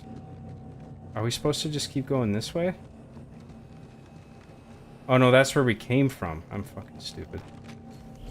God damn it! They keep shooting their lasers. Zach Rassman for $9.99 says, "Job plus. We need a goon stream before the end of the year plus." What does that even mean? Wait, you just want me to jack off on camera for 8 hours? Is that what you want?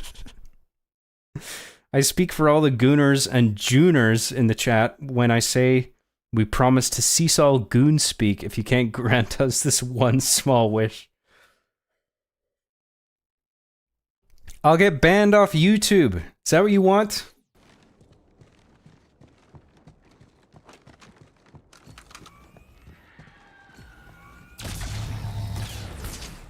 Surely you guys don't want me to get banned off the platform.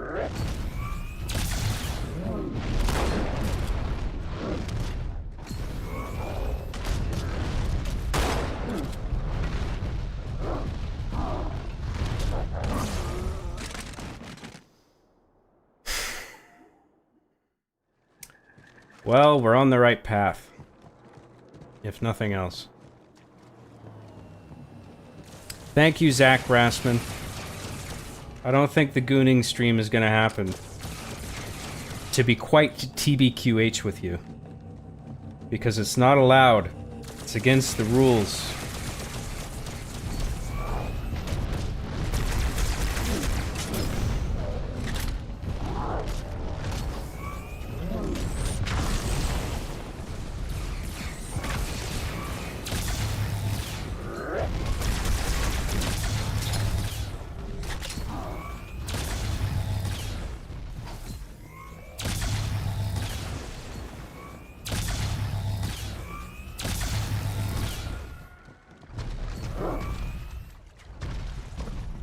Just do your fucking attack. Fuck, dude. Oh my god.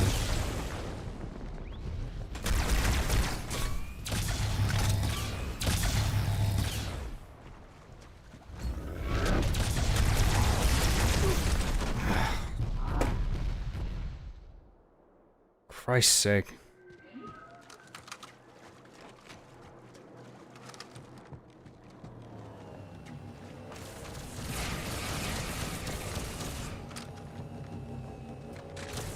Shotgun surely must be better. For this.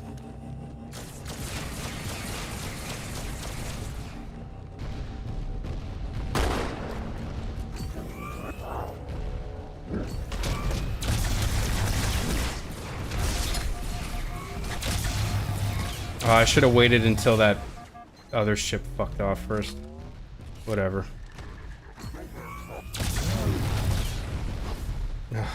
Bad fucking throw.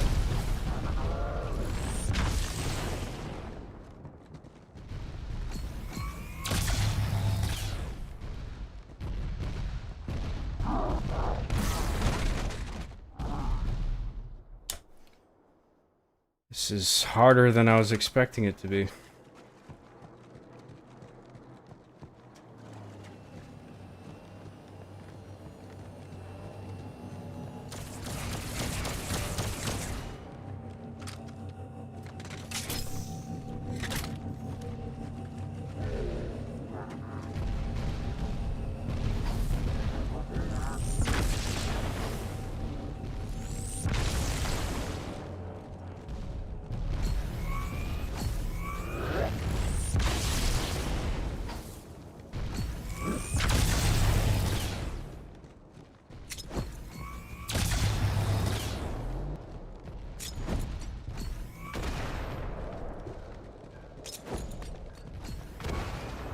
Is he even fucking doing anything?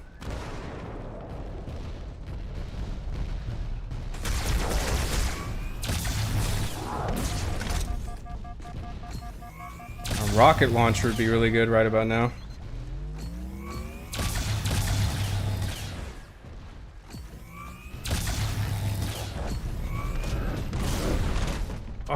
That wasn't even... That's fucking bullshit, dude.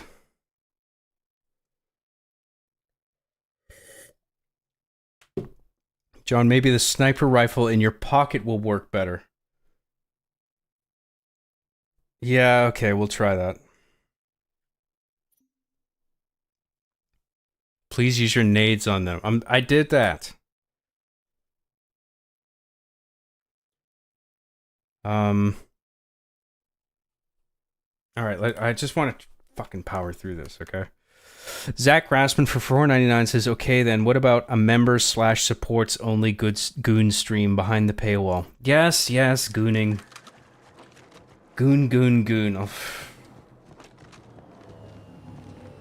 I don't know what to say at this point. No gooning, okay? I don't want to goon. I don't want anyone else to goon.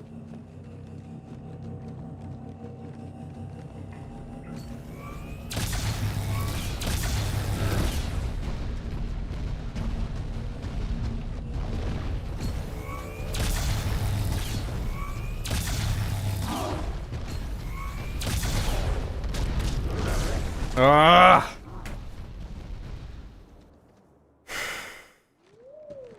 Now I can't even sprint. Like I'm going as fast as I can.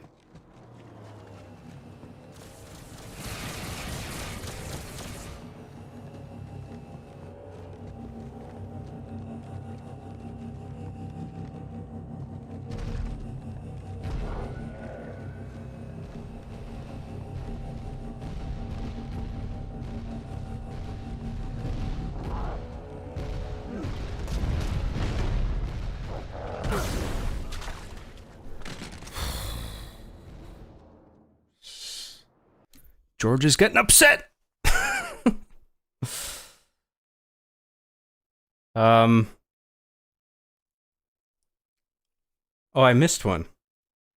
Sarah XC for $5 says, John, what are your thoughts on the Israel and Palestinian controversy? Really? Come on, why would you spend a super chat on that? You guys know I don't want to talk about all that shit. Thank you, Sarah. Thank you, Zach. No politics or gooning, okay? Can we just give that a rest? Sarah XC for $5 says, you missed my genuine question chat, but read the goon chat. That's insane. Fucking hell, man. I don't want to talk politics, okay? In case that wasn't 100% clear already. I appreciate everything. It's just... This is just not a good moment right now because I'm fucking frustrated by this cocksucking game.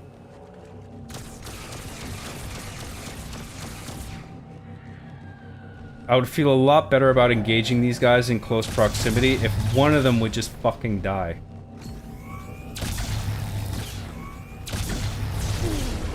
Okay, I have to use my grenades on them to pick away at them at least. And I'll try and only throw my grenades when their backs are turned. Because I don't think throwing the grenades in front of them is doing fucking anything.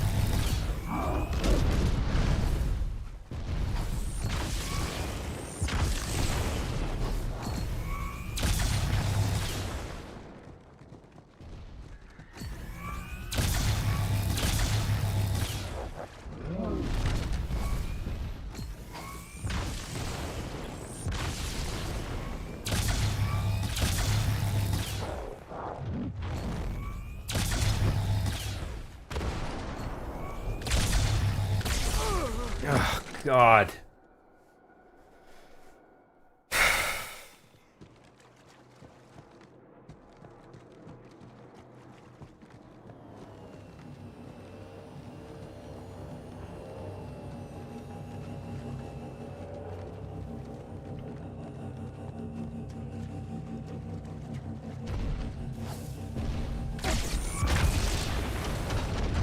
Dude, are you serious?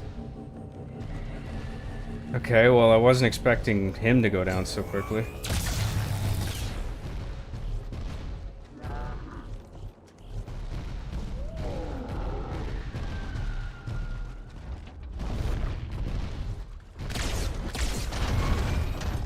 Wow. Okay.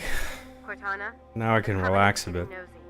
I don't want to give Fuck's away my sake. position, so I'm rerouting a few stragglers back to you. I apologize. These Pelicans are all the support you're gonna get. Understood, ma'am. Let's do some chats.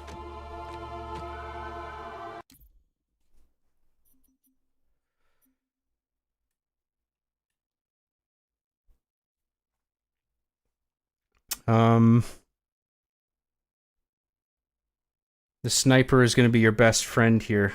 Yeah, I guess so, right? Yeah.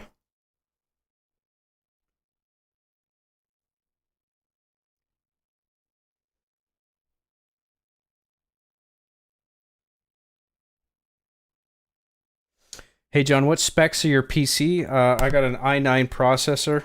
I got a 3060 GTX. Is it GTX? RTX? I can't remember. But a 3060 NVIDIA card. I got 64 gigs of RAM. DDR. Can't remember if it's 4 or 5, to be honest. But yeah, those are my rough specs. I got a M2 solid state drive.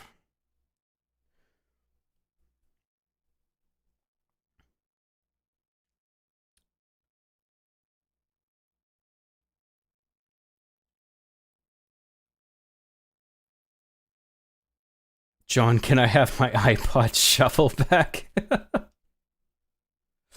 It's dead technology. You don't need it.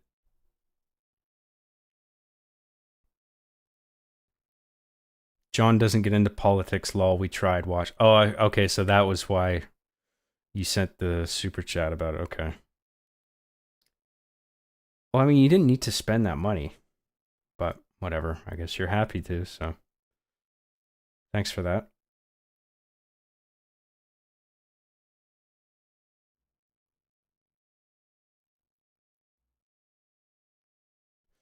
Yeah, seriously, John, your lack of goon on stream is starting to piss me off. Well, too bad. I don't want to. Deal with it. Just have a stream where you talk about gooning and edging. No! Don't tell me what to do.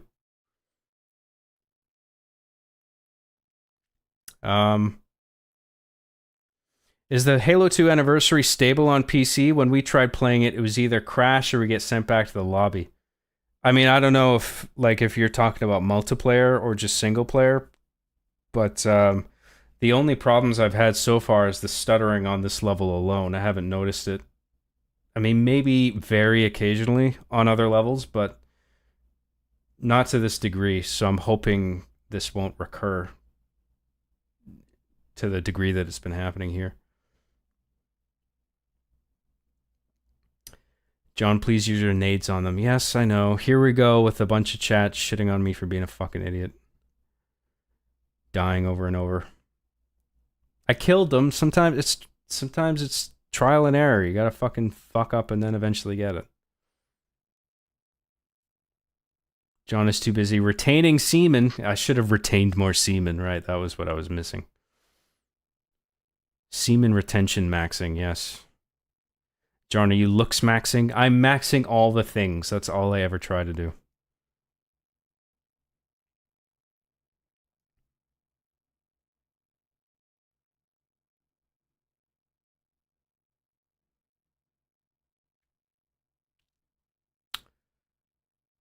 Have you tried no running into them? I'm trying to provoke them into their melee charging attack. That's how you get behind them. Otherwise, they keep following you in terms of like, they keep looking at you. So you gotta aggro them into doing that move, and then you circle around them and hit their weak spot. Maybe you know that already, you're just fucking with me. I don't know. I don't know anymore.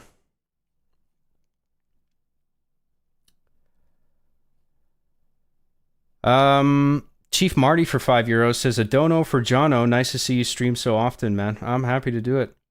I like to do it on the weekends, and we're doing it today because it's Halloween. Sarah XC for $20 says, sorry, John, I was just making a point to your fans. Fair enough. Sorry if I sounded like a dick. I didn't mean to. I was just frustrated. To be clear, I don't want to talk about politics, and the gooning thing is just a bit too much. How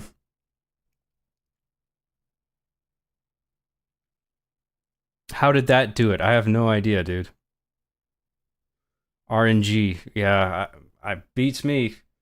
I guess just a well-placed sniper shot, I suppose.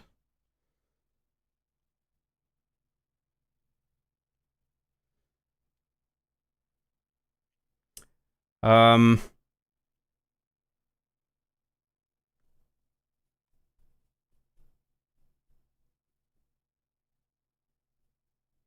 actually never met a streamer who's been on me about sending money.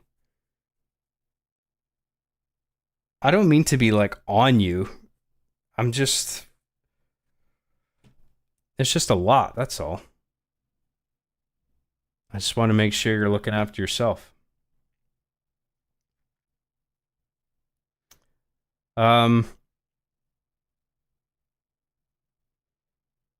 honestly found it easier to just spam bullets and grenades at them, praying it eventually hits something important.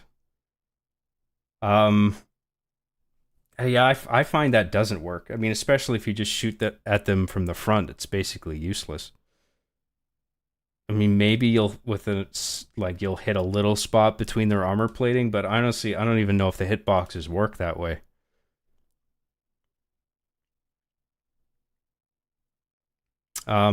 Hey John, can you make... I'm not reading that. Fuck off.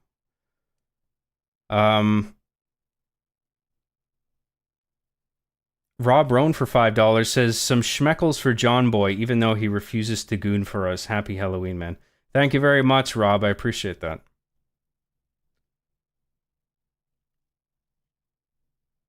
Cheers, Rob. Happy Halloween. And happy Halloween to everybody. Again, like, thanks for tuning in. I hope everyone's enjoying it. Call sign Poseidon for $4.99. No message. Thank you very much.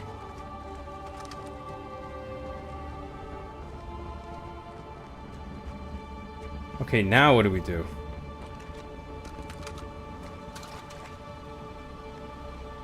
A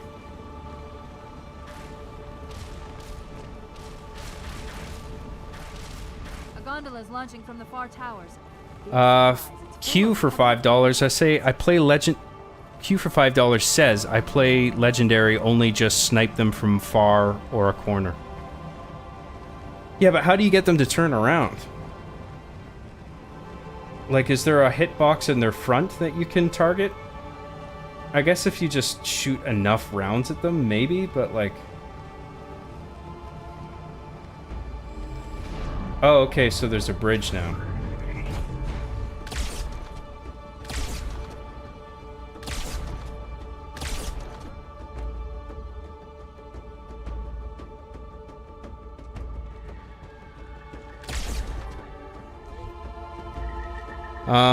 Thank you, Q. I appreciate that. Sarah XC for $20 says, you're the first and only content creator who's ever directed me to stop donations. XD, I would assume you wouldn't care. I mean, I'm happy to take it, man. It's just a lot for one person, you know? As long as you got yourself covered, that's totally cool.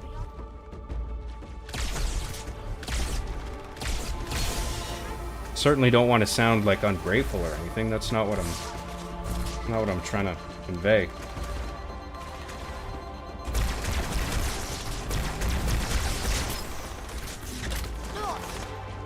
Taking fire! Where's the team? Doing okay? Target down!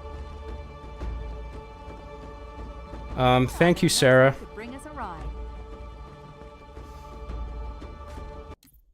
Jay Oki for 2,000 yen says, to promote wholesomeness, please don't say you're embarrassed about your music creation. Simplicity can be beautiful. I had many days coming home from work listening to your track Remember Me because it made me really happy. Thank you very much, man. Thank you for saying that. I mean, like, I like a bunch of the tracks that I've made, not all of them. I wouldn't even say most of them. But some of them I think I did a good job on. But I do recognize the fact that a lot of them are just... they're simple and repetitive. And that may not be to everyone's liking. But I think they work quite well for, like, video games. Where you just need a little simple, catchy, loopable tune. Like, a lot of my tracks are like that. And when it comes to, like, just standard music releases outside of video games, my feeling is that people want a bit more than that. You know, they want some more variety in the melodies and stuff. But, I mean, what I've made works great for my video productions, like scoring certain scenes and stuff, and that's all I needed them to do. So if people like them, that's great. I'm very happy to hear that. Thank you.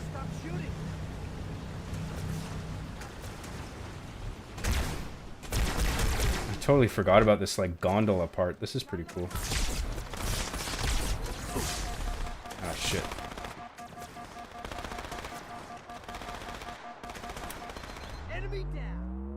Thank you, Jay Oki. I really appreciate you saying that, and for your super chat. It's very generous. Erica Ehrenreich for $5 says, "Hey John, have you seen the series on Netflix about Jeffrey Dahmer? It's so good." There's been a few, hasn't there? I mean, I think there's at least a couple, and one's a drama, and one's more of a documentary.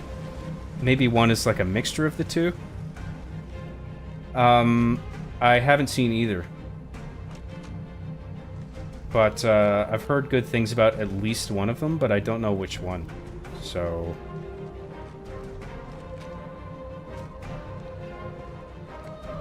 yeah, I don't know which one to check out. But I mean, I've got so many shows on my list to watch. There's just not enough time for everything. It sucks.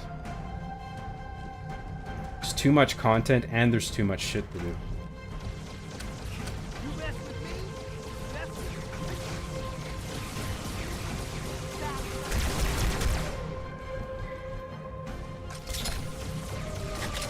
Thank you very much, Erica, for those super chats.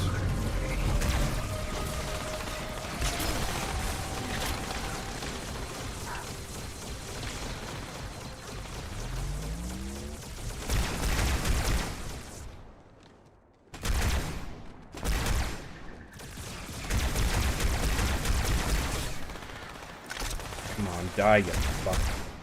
There we go. Erica Ehrenreich for $2 says the drama one. It is so good from 2022, I think. Okay. Yeah, I think I know the one you're talking about. I think I can picture the actor as well. I think I've seen like screen grabs from it. That's pretty cool. Good to hear that it was good. Like, stuff on Netflix these days can be hit or miss, but sometimes they make good shit. God damn it.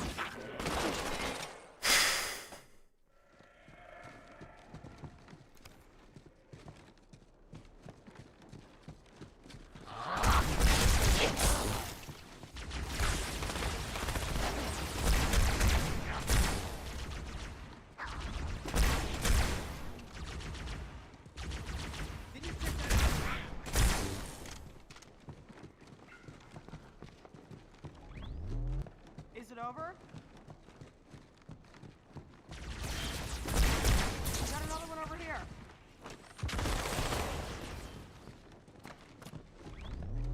Some different guns. Don't really want this, but whatever. Fire in the hole. Jerk. Well, some bullets are better than none, I suppose. Say that again, so the chief can hear. Ah, shit. Damn, get this guy off me.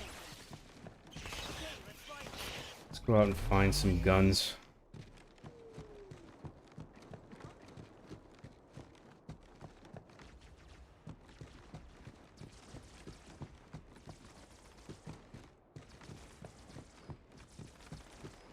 Nothing, really? Wow. Wow, hey, give me that. What, seriously? Following the lead, Chief. Thank you.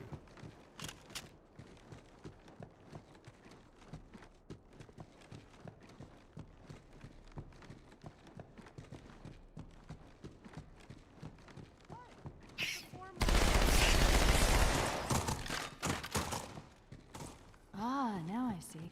There's a submerged section that connects these towers to the outlying structures. Looks like we're going down. Unless you'd prefer to swim.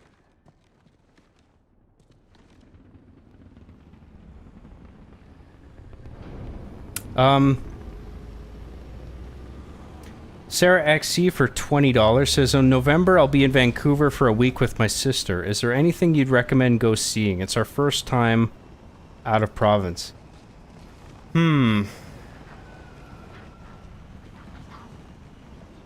Honestly, I think Vancouver's a bit overrated. But, I mean, there are some things you can do.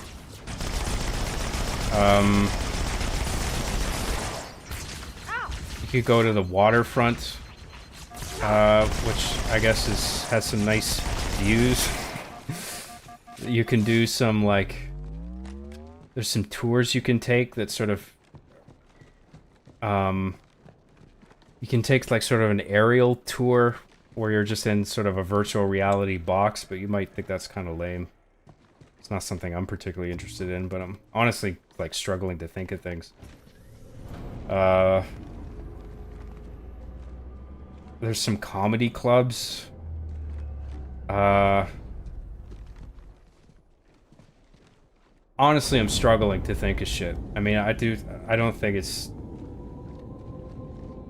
coming here is anything special, but I'm not exactly a sociable sort of, you know, person who regularly explores what all the city has to offer, so I could be blanking on a bunch of shit that's actually out there, but... Apparently, Regret jumped the gun when he attacked Earth.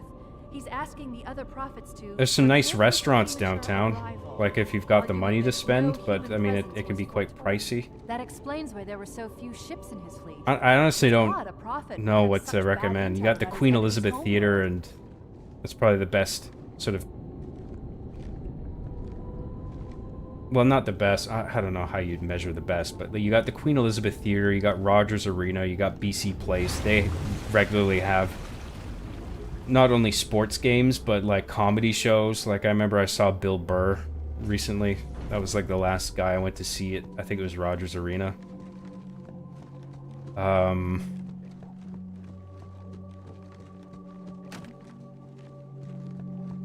don't know, man. Just walking around the city, I guess you might... That alone, you might find entertainment in. Sorry, I know I'm doing a terrible job at recommending things in Vancouver, but like... I feel like there's not a heck of a lot. Oh, you can go to North Vancouver and go to the Capilano Suspension Bridge, I guess? It's like a huge sort of nature walk. There's obviously the huge bridge that you can cross, and it's just a nice day out, I suppose, if you like nature. I don't know what else. Actual cool stuff to bring to my sister is what you're looking for. What actual cool stuff? Like buy things to bring back as a gift? I mean, there's like some collectibles stores. Like downtown Vancouver has a place called Golden Age Collectibles, where you can get like rare figures and comic books and stuff. If that's sort of your thing. So, I don't know what you're looking for in terms of a gift for someone.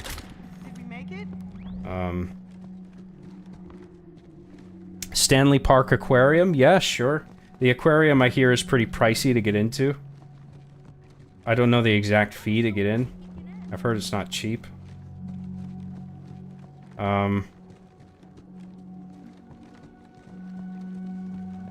North Vancouver breweries? Yeah, that's a good point. You could go on a brewery tour.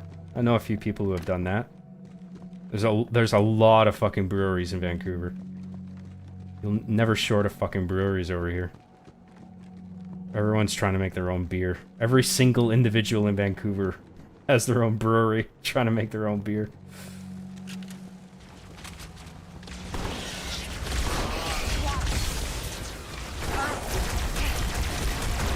Jesus Christ. Jesus Christ, eh? What a bunch of hosers.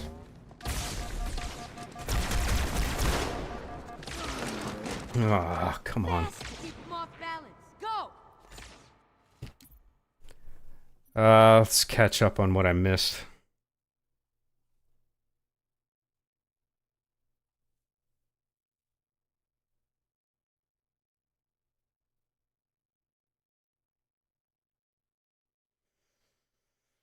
John, do you plan on bringing down the world's economy? Yes, as part of my master plan.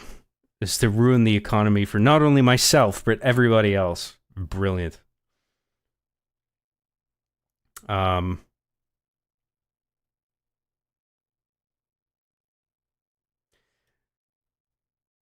you came up with season 5, did you decide from that point on the show would have continuity, or was it after season 5 you decided to keep it going? Like, you mean all the episodes being serialized? Because I think continuity and serialization are a little bit different. The serialization for sure, yeah, season 5. Like after I did season 5, I just wanted to maintain that format. But in terms of continuity, I think throughout the whole thing there was some degree of continuity, maybe not much. But, you know, sometimes I would write episodes that were intended to be self-contained, but would refer to things in previous episodes that already occurred. So, you know, before season 5, I was already writing scripts in such a way where it would reincorporate things that were already established in prior episodes.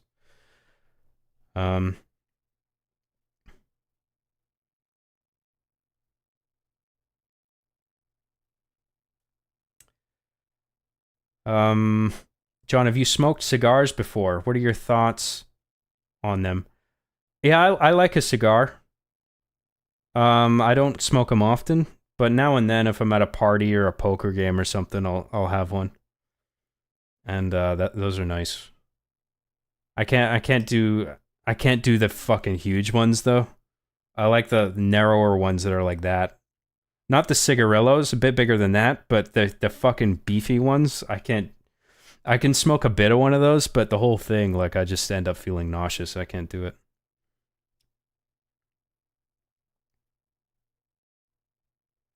John, you're the real OG when it comes to YouTube. I've been watching your stuff since 2010, and I love your content to this day. Thank you for all the laughs over there. Happy Halloween. You're very welcome. Thank you. Hope you're enjoying it. Hope you're having a happy Halloween. I hope you had a fun day.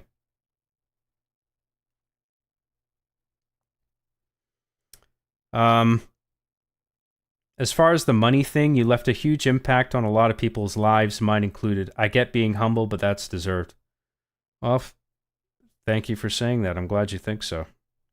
I mean, I just, it's just it's a lot of money coming in, all like so quickly, and it just makes me a bit nervous, that's all. I mean, it's not, I don't mean to slight anybody who's been nothing but generous, you know what I mean? It's just a lot of money. And I don't take it lightly, you know? Because I know how fucking hard it is to make money.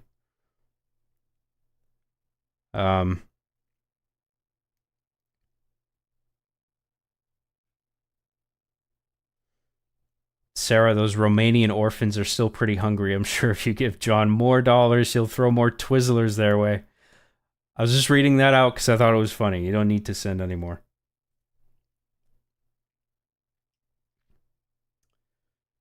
Those Romanian orphans, they can't get enough Twizzlers.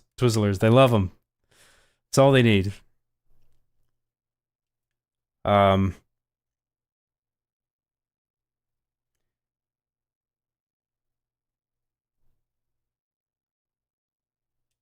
John, do you wipe standing up or sitting down?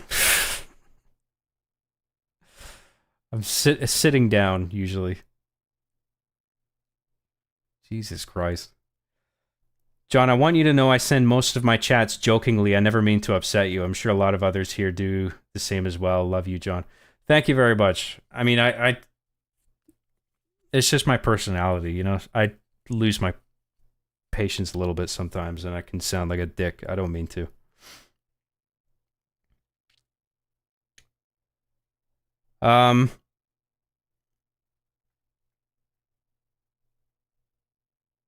Tarantino once said that Arby and the Chief is exempt from criticism. Better than Pulp Fiction, he said. Tarantino, he said that? Really? Wow. I am officially better than Tarantino, you guys.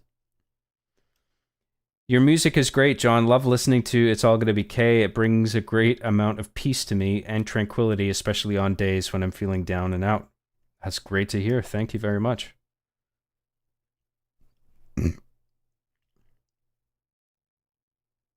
This level is cancer. I actually prefer Gravemind and equipping all my Marines with carbines and beam rifles. Yeah, the tactical advantage of equipping your Marines with certain weapons is something I should probably be paying a bit more attention to. You're right. Because like someone said before, I believe they have remarkable accuracy and infinite ammo with whatever weapon they're carrying, so it's definitely worth considering.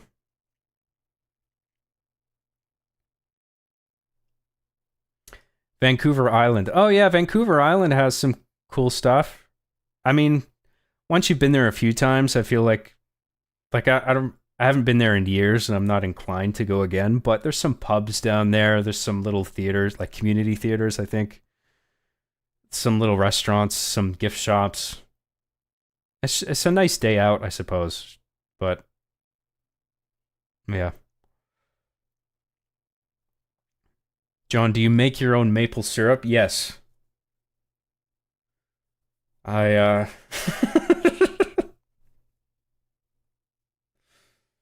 I don't even know how to answer that. I was gonna think of something fucking stupid and fucked up, but I don't even know.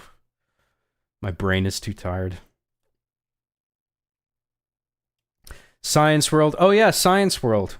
It's just a giant science exhibit with that's a fun way to spend an afternoon. The steam clock in Gastown.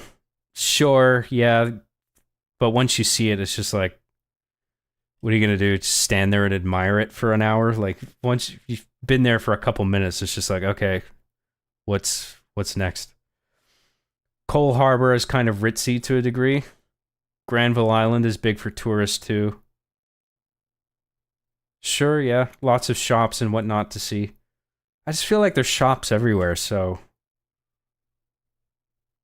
trying to think of something to distinctly come to Vancouver for, and not a lot comes to mind, to be honest. Yeah, some people brought up some interesting stuff in chat, though. Golden Age on Granville, yeah, that's the collectibles shop I mentioned. If you want a shitload of collectibles and comic books, like, that's the place to go.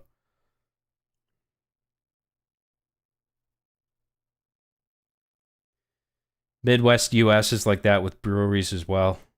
All right, I didn't know that. John, what's your favorite beer? Is it Red Racer? No. I don't know what my favorite beer is here. I mean, yeah, like I was saying, there's so many breweries and so many people and organizations trying to make their own beer. There's just like an infinite array of beer to choose from, and I honestly can't say what my favorite is. I'm not really a beer person anyway. I don't really care about beer. I don't drink it for the taste. Anyway. Budweiser's fine. I don't think it's anything special.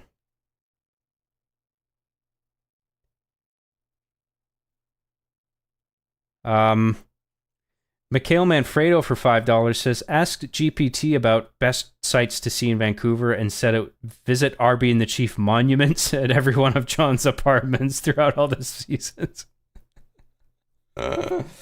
Yeah, there's a big mountain in Vancouver and it has Arby and the Chief's faces carved into it like Mount Rushmore. Highly recommend it. Thank you, Mikhail. Appreciate your super chat, man.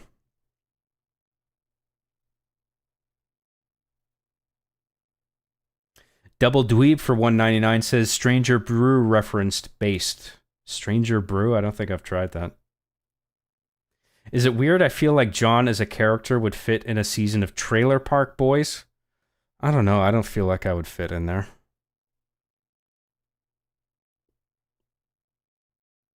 I would love to play a role in that show, but not that I ever will. But I just have a hard time believing that I would be like a... I don't know. It's hard to imagine myself among that cast. Sarah XC for $10 says, no, I was responding to everyone saying John's house, but no, I'm genuinely wondering any great mountains to check out. I mean, there's Mount Grouse Mountain is like a big tourist attraction there. There's a massive trail. You can hike all the way up. You can take a gondola back down or up if you don't want to walk the trail. But I figure if you're going to go there, you might as well go up the trail. But it is exhausting. Like, you do have to be fit enough to get to the top, because like you might just, if you're not in shape, you could tire yourself out. I did that to myself. Like, I wasn't in shape and I went up the Grouse Trail, the Grouse Grind they call it. And halfway up I was just like, fuck, I can't do this, dude. I'm like fucking exhausted. I mean, I'm in better shape now. I could probably do it, but back then that was not the right move. I didn't think it would take so fucking long. Thank you, Sarah XC. So yeah, that's a recommendation. I don't know any other mountains worth checking out. That's the big one. Erica Ehrenreich for $2 says, John, do you suck maple syrup straight from the tree? Yeah, it's sort of like siphoning gas. You know, you just suck on a tree, get it going, and then it just comes out like a faucet. And then you just dip your pancakes right under that. There you go. Instant maple syrup. Don't even need to go to the store. But of course, you have to navigate your way through the blizzard to get to the tree. So that's an issue. Thank you, Erica.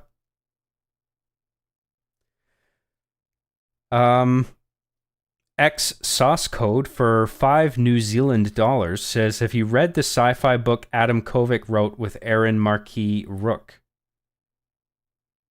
So Rook is the name of the book. I found it hilarious. Very similar style and humor as your own work. Also, I heart you. Thank you very much. No, I am obviously familiar with Adam Kovic. I used to... Well, we didn't really work together, but we were both at Machinima, and I had encountered him a few times at like E3 and stuff. He was really nice to me, so I got along with him. And no, I didn't know that he wrote a book. That's cool. I hope he's doing well. Thank you, X Sauce Code.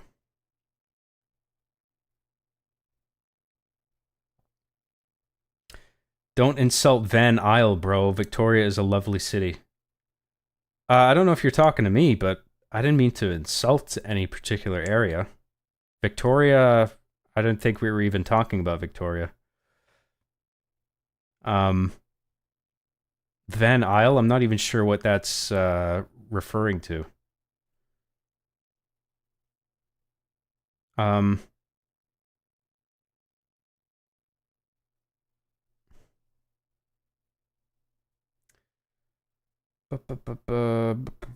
could see John as a friend of Bubbles in the show.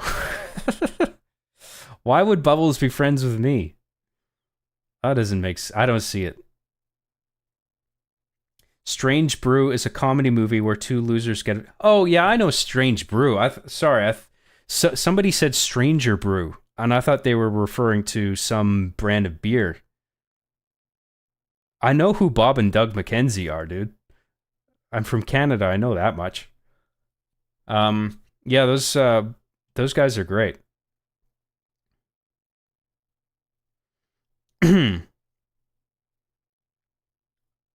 Oh yeah, a more pissed off and disgruntled John would fit in just fine.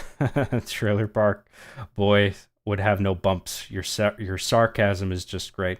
Well, when I get pissed off, I tend to get more sarcastic. That's true. So.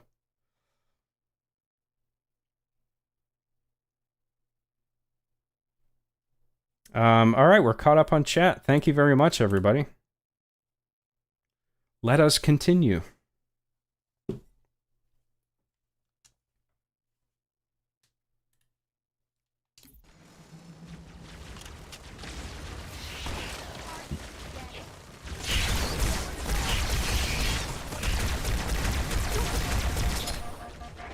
Oh, Jesus Christ.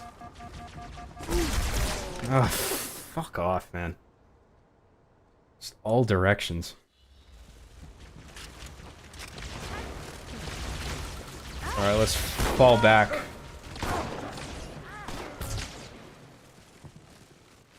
Oh, that guy got taken care of, I guess. I don't know what killed him.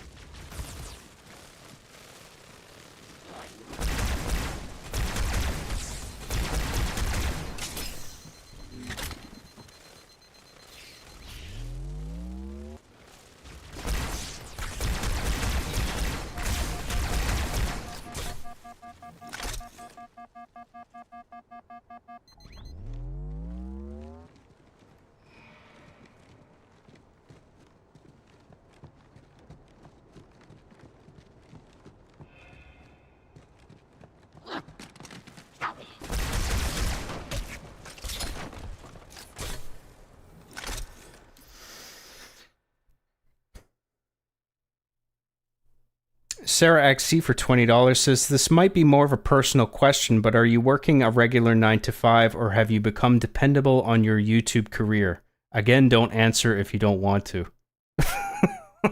You kind of put me in a position where I have to. But you're right. I am a full-time YouTube video editor guy, and I do have some other income coming from external editing work. So like I have a number of clients that I do editing work, I do technical consultation, so I get a bit of income from that. But for the most part, it's from YouTube and Patreon. So that's that. Thank you, Sarah XC. I mean, people can think less of me if they want if I don't work a 9 to 5, but I work my ass off.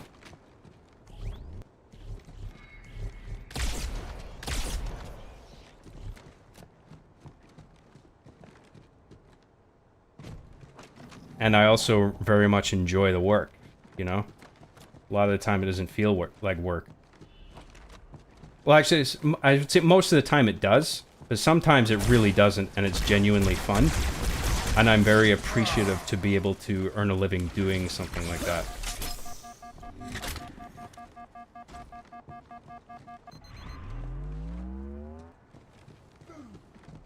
Thank you, Sarah. I appreciate that.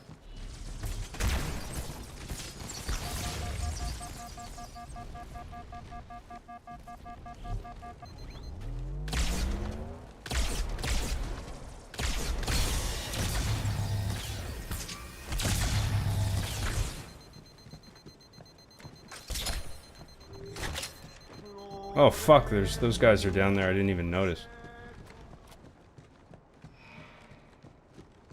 Thank you, Sarah.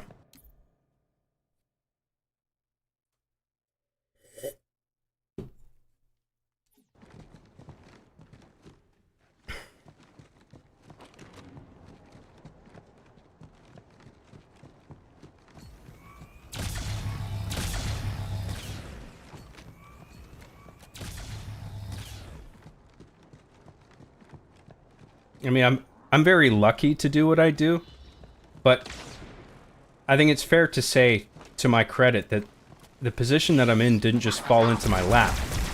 You know? I had to make Arby and the Chief for 8 seasons. I mean, some of the experiences writing the show and being under deadlines and just the pressure to like put out good episodes and build up to a finale that was satisfying to everyone, like being a showrunner. That's an incredible amount of stress that you have to love the work in order to be able to tolerate that. And I feel like it's a workload that most people wouldn't be able to handle, especially if it's not self-imposed. Like, because I'm imposing the work on myself, it's easier to deal with that volume of work. But if like if I was working for a company that gave me the same workload, I would find it much harder to deal with. You know? I don't know if that makes sense to you guys.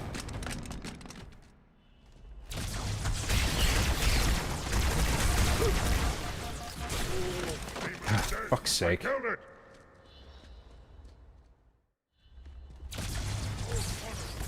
Alright, let's fall back a little bit.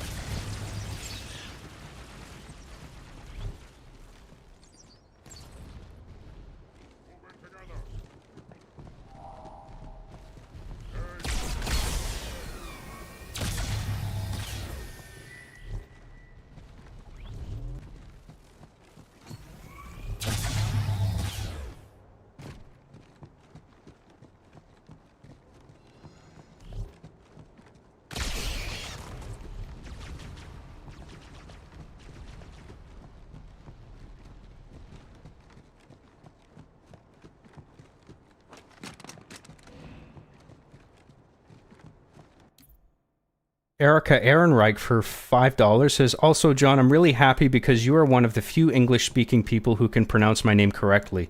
You wouldn't believe some people.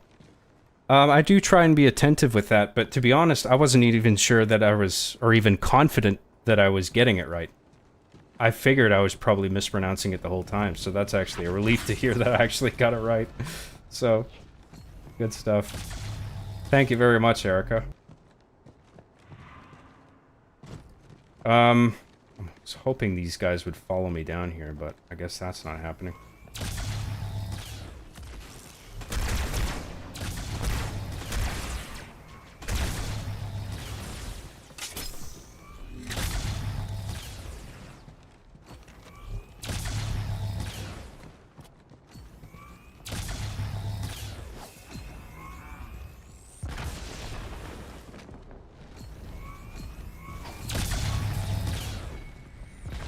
Almost hit me, shit.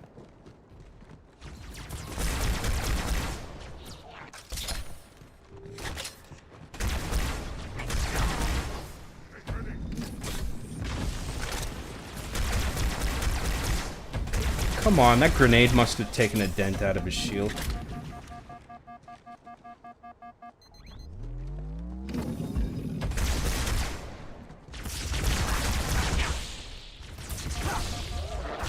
Oh, just die, please. Thank you. Fuck's sake.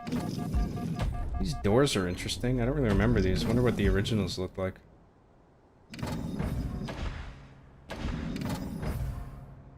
Yeah, they look nice. Nicer now.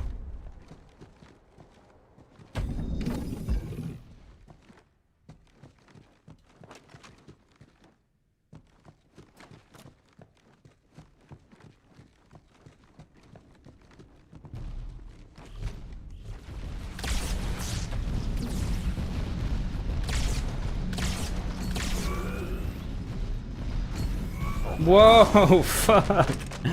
I didn't think they'd follow me in there. Well, shit.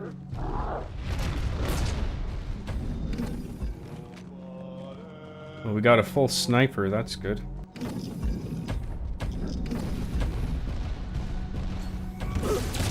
Oh, man.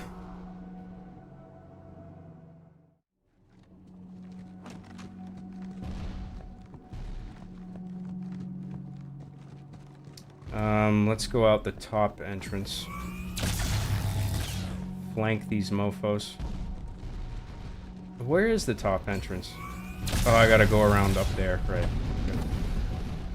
Okay. Sarah XC for $20 says, I've looked at how much money I've sent, and it's a lot, XD. Yeah. That's why I'm saying, man, I'm just a little concerned, that's all. I just want to Make sure you have enough for yourself. That you're looking after yourself. Because I know, I understand how it can be easy to sort of get carried away with this. You know, the donations and stuff.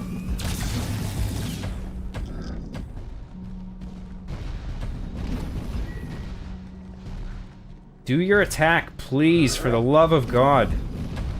Can you just do the attack? What is it? You want to be my friend? What are we doing here? Thank you. Fuckhead.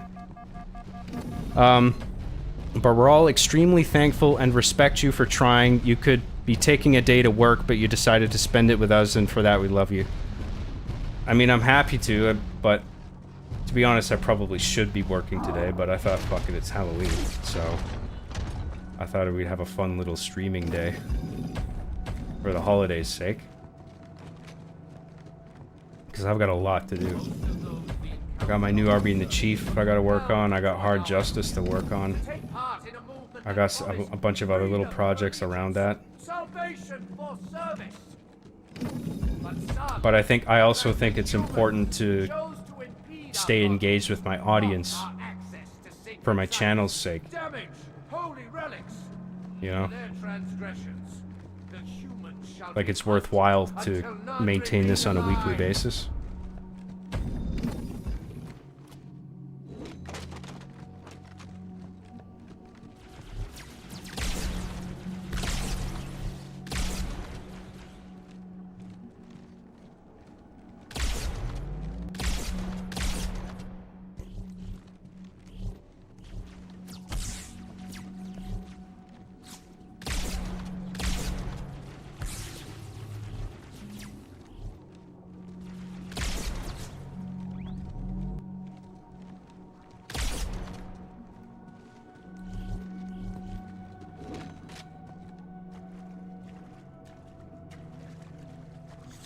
Whoa!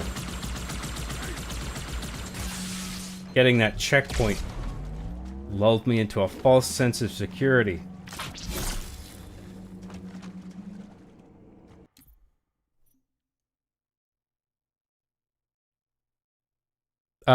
Thank you very much, Sarah. I can't remember if I thanked you for that last one.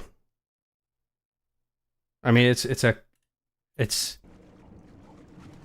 what I've been getting through this in terms of super chats, like I said, it's serious money and I don't take it lightly. So I just don't want anybody to get too carried away with it. But I obviously am deeply appreciative of everything. And thank you for the kind words there. OEM for $10 says, honestly, seeing someone from the machinima age make it, quote unquote, makes me happy, especially you, since I've been watching your work since I was a kid. So thanks for sticking with it. Appreciate ya. It's not like I'm sticking with it against my will, or like because I feel like I have to, you know what I mean? Like, this is what I want to do. Like, I've worked other jobs. I've worked in the film industry. I've been on set. I've been a grip. I've worked in electrics. I've been in front of and behind the camera in my student film projects, and this is what I want to do. I like doing what I do. I like having complete control over my videos. I like streaming. Like, I actually, like, playing this right now, like, this isn't work to me. This is, like, fun. I mean, I get pissed off at, like, some parts of the game because I'm losing or whatever, but I would do that anyway. You know? It's not a chore for me. This is honestly what I want to do. You know, if I can make a living doing it, fuck, man, I'm golden. And I don't know if I exactly made it. I mean, but all I know is that I'm happy. Like, I don't have 1 million subscribers, for instance, or 10 million like some people. But I got 100,000. I got a dedicated audience. It might be a lot smaller than others, but I have a bigger audience. I also have a bigger audience than a lot of other people. And I am... at some point you realize, like... You realize that you're never going to have as much as other people, and you're always going to have more than other people aside from them. So all you can do is just be grateful for everything that you have and count your blessings. you know, and I am deeply grateful for everything that I have. Like, every single super chat, man, every single, like, Patreon subscriber, even if it's just $1 or $2, like, I respect it all. And I just keep doing my thing, man, because I like the work.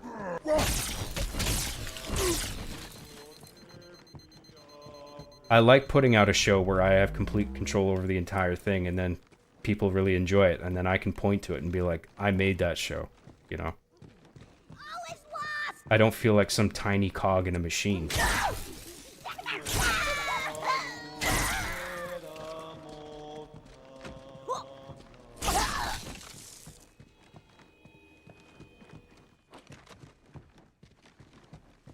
Anyway, that was my TED Talk on being a YouTuber. I mean, it's hard work. I mean, I'm not like, obviously this, like I said, the streaming is fun. But even after just something like streaming, I mean, I'm exhausted after these. Like all the constant talking and thinking about the game and how to, what the fuck is going on here?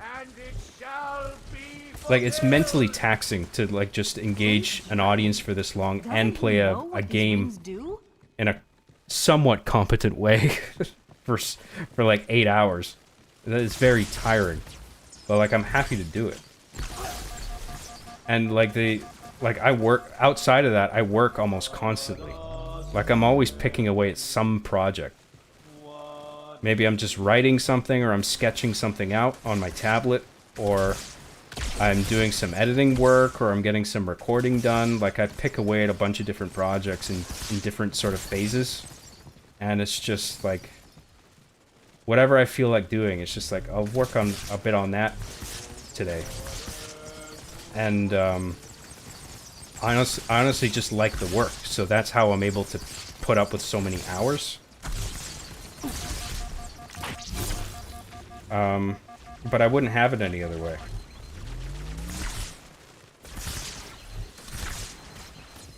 This is not working.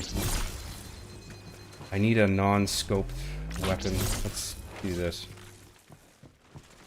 I gotta hip fire all these bitches with something.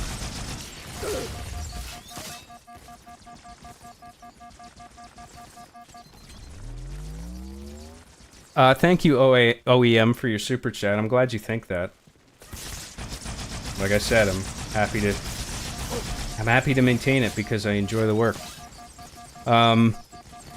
Jay Oki for 500 yen says, John, is your full name John Maple Syrup Hockey A? It's cold where I'm from, Graham.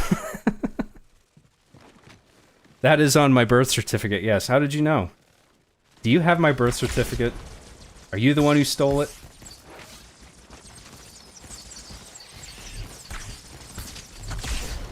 So, some weird rendering issue going on there. Like, if I scope in, it's not rendering the terrain. I don't know what that's about. I run out of ammo right there. That's perfect.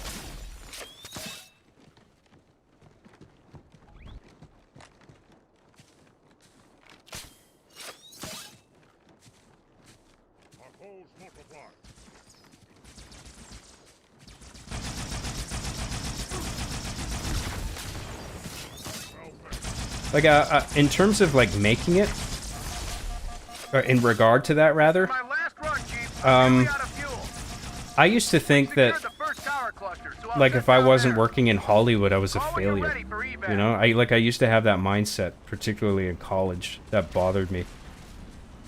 Like, when I started working on film sets, I started realizing, like, I don't really like this. And then it started, like, bothering me that, like, if I don't like this, maybe I'll never like it. And then maybe I'm never gonna end up getting a job working in Hollywood or for some studio or some Canadian equivalent of Hollywood, you know? But then eventually my frame of mind sort of switched, and I realized that Hollywood, people are sort of moving away from that now.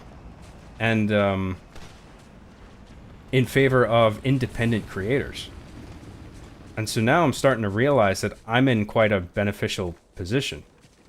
You know? I'm not losing out or a loser just because I'm not working for some big studio. You know, because a lot of big Come on, film Chief. studios, they're You're not a young flailing man. right now, trying to figure out what to do in terms of delivering content, trying to find good writers and shit. And it's just like, fuck, I'm actually really lucky doing what I'm doing. Like, that was a major pivotal moment for me. You know? Like, I used to think me just working on RB and the Chief, when I first went to film school, like, I thought my work was pathetic, and other people would think it was pathetic. I mean, I didn't think it was totally pathetic personally, but I worried that other people would think, like, oh, that's embarrassing. Like, you call that film? You call that filmmaking? What you I got do another with your contact. fucking action figures? Like, I didn't think people would respect me for it in film school. But it turns out that they did. The people that were aware of my content. And I just realized, you know, like, fuck, like, good content can come from anywhere, even individuals. And now everybody has the means to make good shit from just on their own. You know what I mean? You don't need to be a part of the studio system anymore. This isn't 1930, you know, where you needed to be a part of a studio in order to work with a camera and make a piece of film work, you know? Like, now anybody can do it.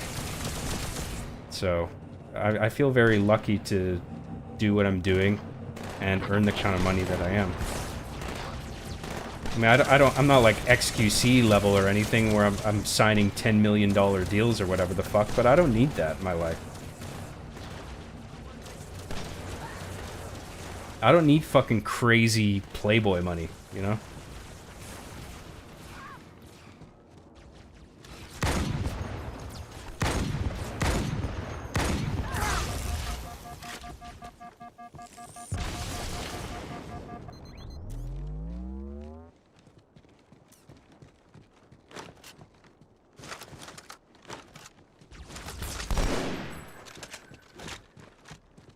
Like, I don't have lucrative tastes or wants. Like, I like my movies, I like my video games.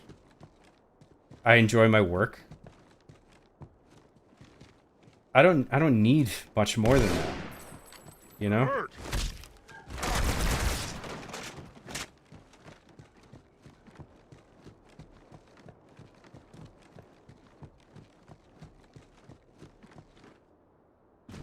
Anyway, that was part 2 of my TED Talk. Everyone's asleep. Nobody cares, I'm sure. But I just thought I'd There, another gondola. Chat Looks like about it. Leads straight to the main temple. Not much further now. How's it going, you two? So far, so good. We're approaching the main temple now. Roger that. I'm as close to the library as I can get. There's some sort of barrier. We're trying to find a way around it. I'll keep you posted. Damn, this is a big-ass level. I guess it's been chopped up a little bit.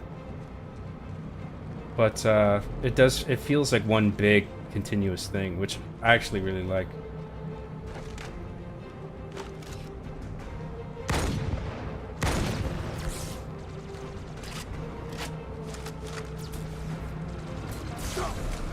Damn it.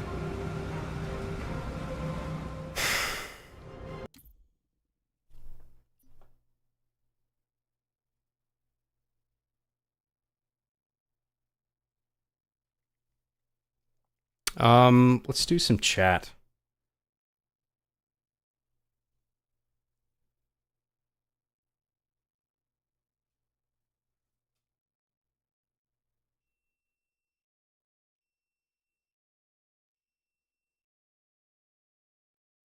Bubbles is the nice guy, Trailer Park Boys, and would have friends outside of the shit that happens outside of the park. I could see John just being somebody Bubbles talks shit to when he's out collecting trolleys.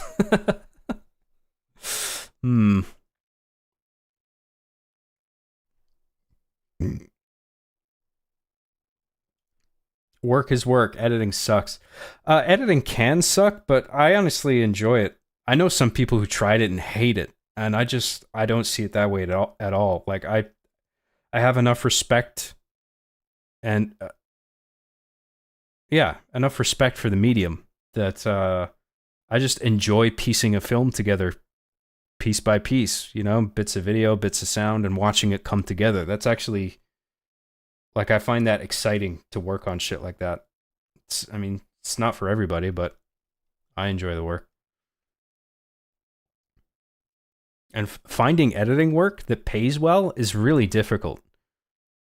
Unless you're like a YouTuber doing your own shit. That's the only way that you have a that's going that route, you have a better chance of it being lucrative. But if you're just out there trying to find work as an editor with whoever, like, that can be very difficult to find. And then finding somebody or some company that actually pays you what you're worth, that can be quite hard. John, have you been watching The Penguin? Among review outlets, it seems mixed, but audiences, myself included, find the writing, acting, and cinematography really compelling. It's an outstanding spin-off. Yeah, I've been keeping up with The Penguin. I think it's awesome. So, I agree.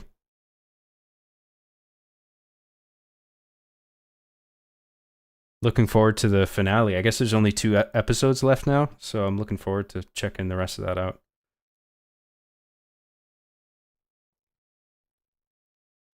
Can you sword lunge? I mean, you're talking about the game, right? I mean, I'm sure I can, but I just haven't bothered because I'd prefer to not have close range weapons most of the time. I'd rather have rifles. Yeah, all jokes aside, we do appreciate you, John. Thank you very much. I appreciate it. Yeah, John, I got to cut myself off now sending super chats, so I'd appreciate it if you quit sending Canadian hockey players to my house to beat me up over it. Tim Horton, you know what to do. Kick the shit out of him. Thanks for everything, man. I appreciate it. Nothing wrong with taking a day off for the brain, too. Yeah, but, like, a lot of the time when I try to take a day off, I'll end up working on something anyway, just because I want to, man. Even if it's just like brainstorming on my little tablet. Like, actually, I really enjoy writing. I love just sitting and typing up new ideas. I think that whole, the writer and the blank page, it's such a formidable enemy. Like, I never really understood that shit. I enjoy sitting down and thinking of something from scratch. I think that's so fun.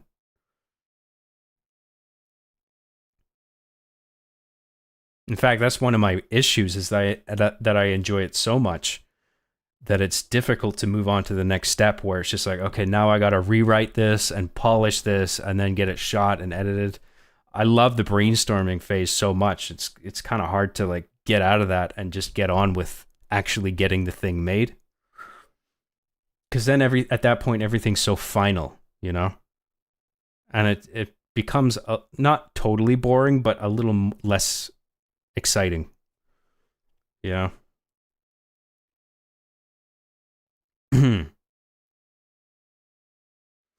John accidentally left the camera on last stream after left the camera on last stream after telling us not to send money, and was caught saying those fucking suckers. Oh, you guys heard that? Shit. Don't ever change, John. I've enjoyed nearly all of the stuff you've put out. Thank you very much. I don't intend to change or stop or anything. Just gonna keep doing my thing. You're doing better than Review Tech USA. He had 1 million subs and just broke mentally. Yeah, I don't know. I still haven't looked into that. I don't know what's going on with that dude. I've heard of him. But yeah, if people are like, I've seen this a few times on social media where YouTubers work themselves into a nervous breakdown, and it's just like, why don't you just take a break, dude?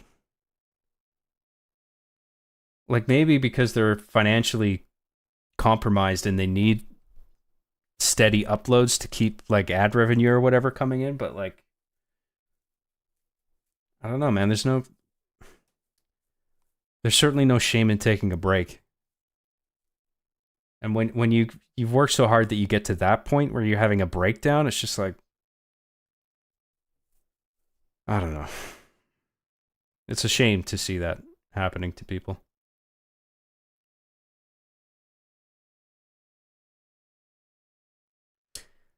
My shift's ending soon, so I got to wrap up before my boss comes in. So have a good stream, John and chat. Happy Halloween. Happy Halloween, man. Thank you very much.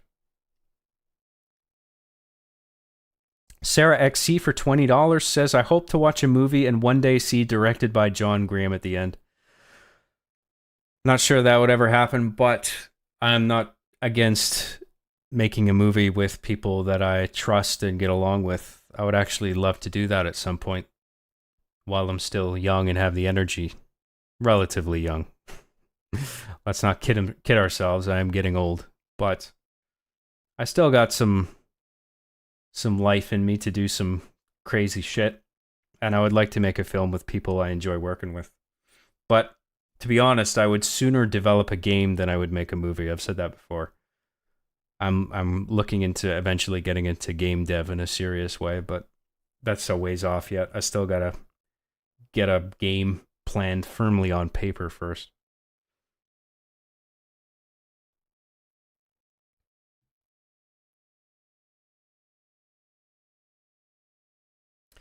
Media and entertainment is moving away from big conglomerate industry. Indie games and film supply, you have more creative control over a passion project instead of ticking off a checklist for a product. Yeah, the industry landscape is changing.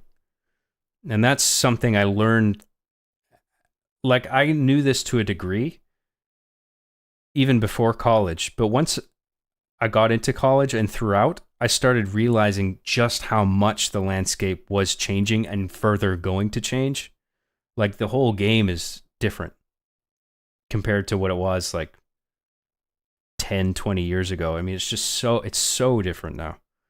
The power is going to the individuals now who actually have creative vision. And all these AAA, AAA companies, they're just fucking tanking because they're bereft of ideas and creative talent or creative vision. They don't have a clue what they're doing.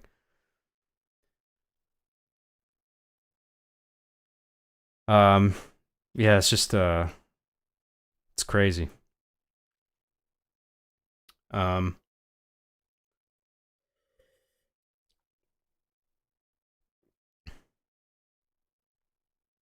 Where was I? Sorry, I missed my spot.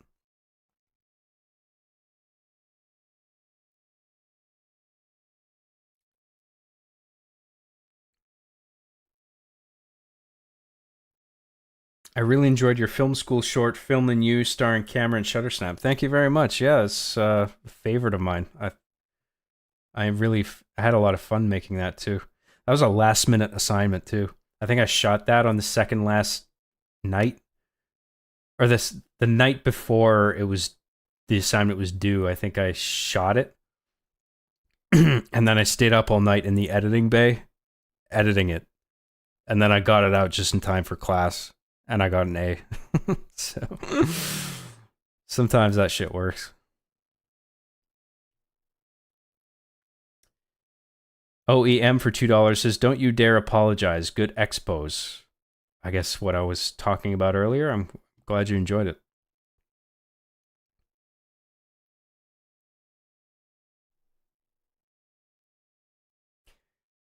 John, do you still have the Toyota from the original Arby and the Chief movie? Yep, still have that car. Gets me from A to B, so I don't give a shit.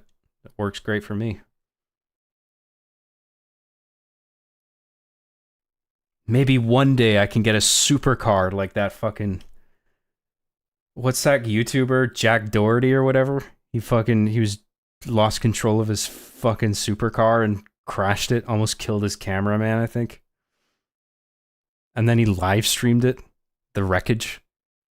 She's like, oh my god, bro, my car, bro. Like, dude, you could have killed somebody. Maybe one day with enough super chats, I can afford a supercar and then I can wrap it around a tree. I can just go down a highway at top speed and crash it. That's the dream. One day.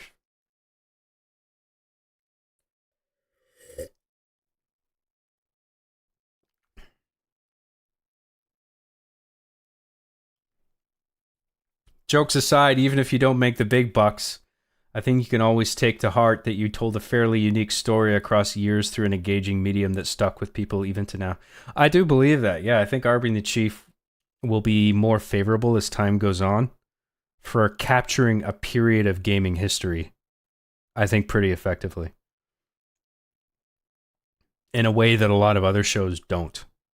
Not trying to suck my own dick too much, but I think the show was, in a way, bold enough to depict certain things, real things about that whole world that other shows just weren't capturing in the same way.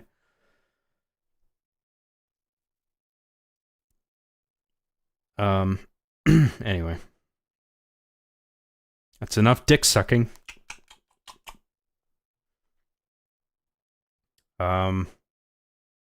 Will Chief ever mellow out? He has regressed after every season where he learned a lesson. It would be nice to see something where he genuinely teams up with Arby and maybe fucks his mom less for real.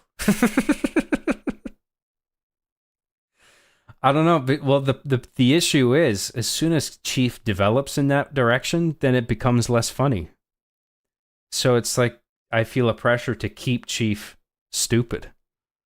In some ways, not in every aspect, but there's certain things that just can't be moved. You know, otherwise the show's over, in a way. Like, Arbiter has to keep considering Chief intolerable, because that's maximizing that tension is where all the funny dialogue comes from, most of it. Sometimes there are exceptions where the toys get along, and that's funny, but you can't do that all the time. Like, I think the reason those moments work is because they are used sparingly. You know, in between much of them not getting along. The brief moments where they do get along are then made special and work as a result of that. But that's just my onion. John, any advice for ectopic heartbeats and heart palpitations from anxiety? I know you've had experience in that area. Yeah, I guess less... I mean, it sounds cliche, but try to avoid stress in your life. Avoid a stressful reaction to stressful things. Like, if you can sort of condition yourself to not get, like, so worked up about stuff. I'm not saying you are, but, like, if you are, that would certainly help. Don't drink too much coffee. In fact, coffee I've completely cut out. That's one of the things I've eliminated from my diet entirely. Exercise, eat better. Diet and exercise are huge, man. I don't know what else, man. Beyond that, I think you just need to talk to a doctor to manage it. John, how have you been enjoying the anniversary so far? It's been really cool, yeah. I love playing Halo 2 again. And the anniversary graphics, I think, look really good. Rustic Hawk for $2 says, robot emoji, job pauses the game, alien emoji. Alien emoji. Lamauji. Yes, I paused the game so I could engage with chat for a bit. I hope that's okay. Thank you, Rustic Rock. Excuse me. Parton432 for MX. Is that pesos? $50? John, what's your favorite Talk to a Podcast episode? I've only listened to the first one, okay? I'm not a fan of the show or anything. It's just, I listened to the first episode and I thought it was fine. I didn't think it was cancer in audio form.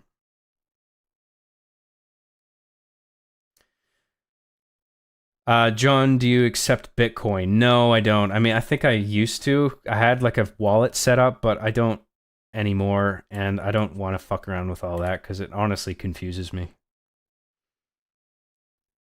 Sarah XC for $20 says, your peers might have thought what you were doing is stupid, but you've brought entertainment to thousands, if not millions, and likely inspired new writers and filmmakers, me included. I know that's true. I mean, maybe not millions. I mean, early on, I know I got 1 million hits on Master Chief Sucks at Halo and whatnot, but I've lost count of the amount of emails that I've gotten from people who, you know, were heavily influenced by my work in a positive way, and it even influenced their career trajectory. And now they got a job in the entertainment business better than I ever managed to pull off, and it's because of what I ended up doing. So, you know, the internet's it's fucked up, but it's also kind of a beautiful thing where you can reach out to so many people just from your bedroom, like I'm doing now, you know? So, thank you very much, Sarah. My peers didn't think what I was doing was stupid, though. Like, I mean, maybe some people sort of resented my success on some level, but I mean, those sort of, wouldn't even regard them friends, and I can't even think of anybody off the top of my head who would think that way. Like, everyone I know, like, appreciates what I do. Even if they're not invested, they're just like, oh, you're on YouTube? That's cool. Like, so when I was talking about like being in college and thinking nobody would respect my work, that was all in my head. You know, that wasn't because of what other people were saying. Thank you very much, Sarah. John, you're smart with your finances. That's why you aren't going crazy like these YouTubers. Yeah, well, it's interesting what happens there. Like, you have these YouTubers who, like, they have vast quantities of cash falling into their lap at such a young age because they have enough charisma that they've attracted this huge online audience, right? And then they have all this cash, but they have no discipline.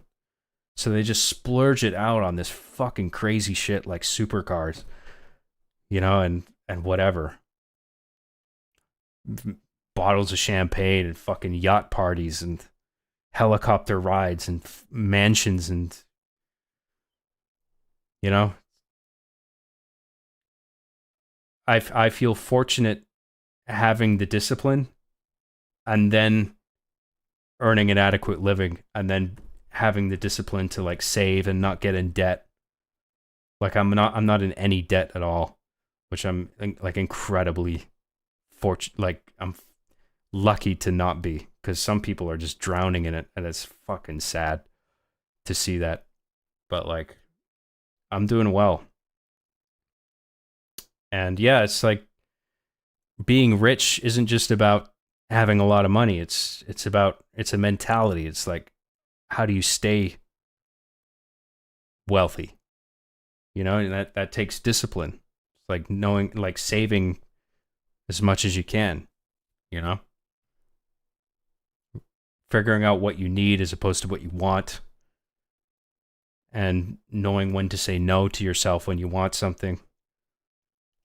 You know?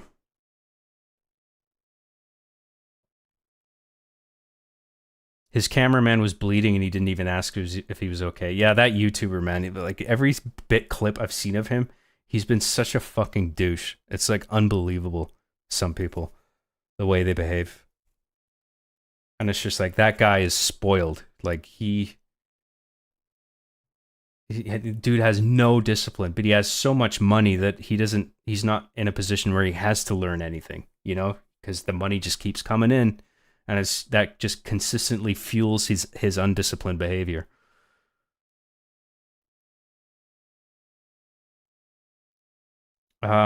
Yeah, I remember those good old machinima days, and communities were thriving at its absolute peak in the 2000s, early 2010s. I remember watching Arby and the Chief when I was 10 or 11 back then. Yeah, that's cool, man. I've got a lot of longtime fans, for sure, and I'm very grateful for everyone who's stuck around. Sarah XE for $10 says, even if you don't believe it, it is certainly true.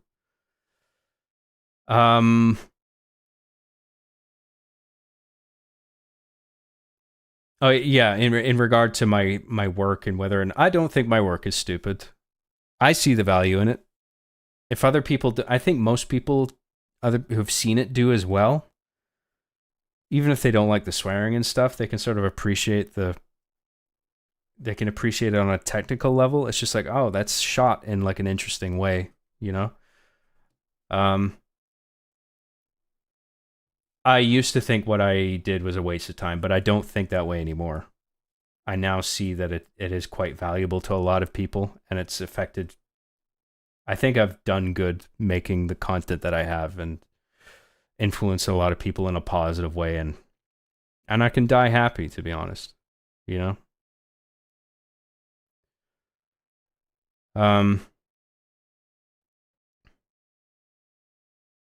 I remember dreaming about you making a show, and now we're here. Oh, how good it feels to have your dreams come true. Yeah, well, I do make my own shows, so, and I can reach anybody immediately through the internet, and they can stream their stuff on their home entertainment system and watch it as if it was a real movie, so I'm happy.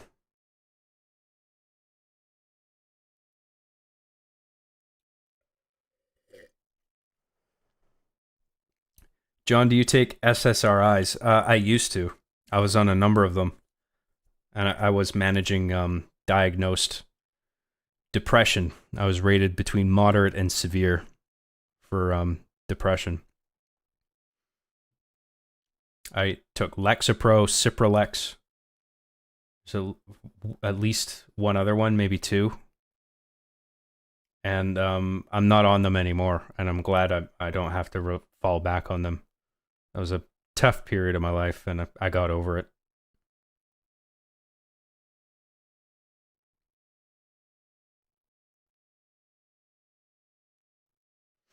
Chief seems to be more mean-spirited since the finale. Maybe I am just itching for another Where's the Love type episode, but I am missing the old camaraderie from Hypermale and fighting MLG Craig. Interesting. Yeah, I don't know. I guess maybe given the way I ended season 8, I feel a certain safety in making Chief mean because the camaraderie, I think, by the finale was so firmly established that now with these post-story episodes, as I call them, I feel that I can just fuck around and make Chief mean. But it's never about like being mean for the sake of being cruel. It's just about like, I think this is funny. And that's as far as it goes. So if it sounds mean, as long as it's funny, then it's not a big deal. Like, but I guess that's a good thing to keep in mind, to like not make him turn too mean. I mean, there certainly can be more episodes where the characters get along, and I actually have a few episodes jotted down that are exactly that sort of thing. So I just haven't gotten around to making them yet. It's weird how the process works. I mean, I've got so many ideas on the back burner, and then like I end up working on one idea for a bunch, and then I sort of lose the plot with it, and I kind of lose a bit of interest, and then I start working on another thing, and then that can take the lead, and then that ends up being the next thing that I put out, and it's not the thing that I thought was going to be the next thing that I put out. So I go with the flow, whatever my brain sort of wants to work on creatively, and that ends up it's sort of like jumping between horses in a race, you know?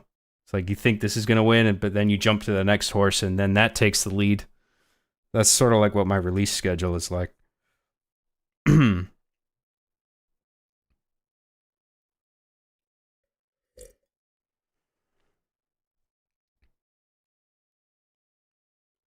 John, what's your favorite cuisine? I love spaghetti, man. Spaghetti and meat sauce. It's like if I had to pick a favorite, that would be it. Sounds like a basic bitch thing, I think, but that's my favorite.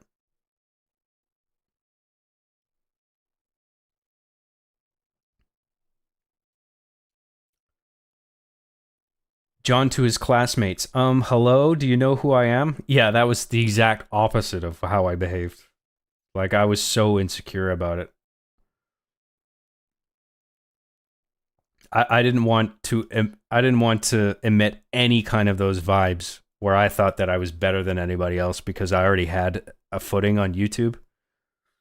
Like, I was just, when I went to film school, it was just like, I'm here to learn with the rest of you guys. Like, just treat me like everyone else. And the way I went about making sure that would happen is that I didn't tell anybody about my channel. I didn't even mention it.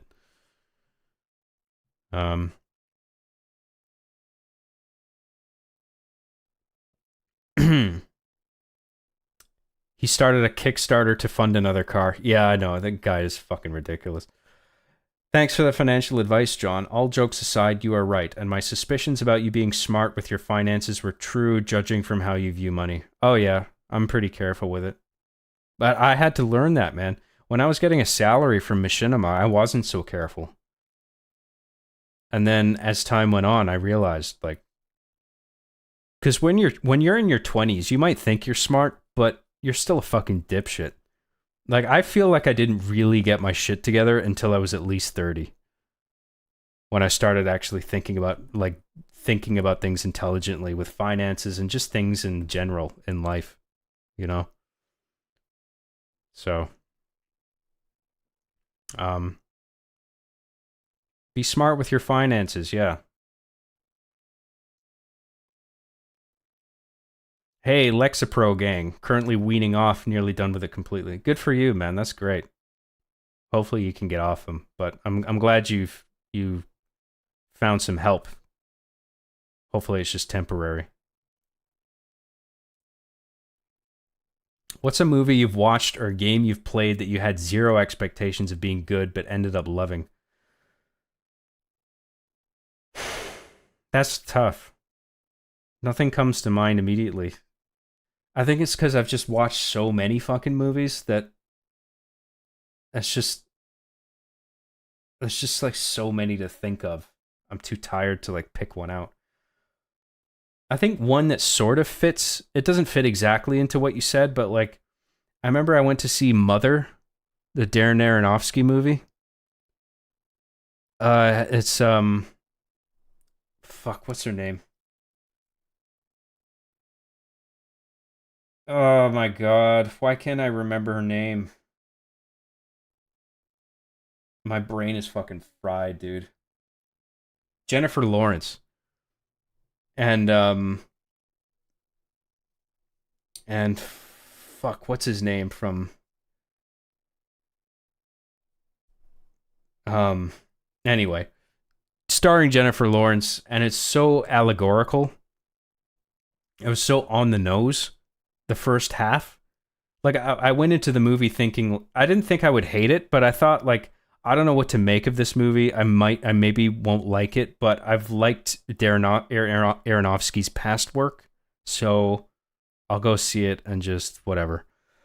And the first half of it, I was bored and I was irritated by it, and it was just so on the nose with its allegorical references and its themes.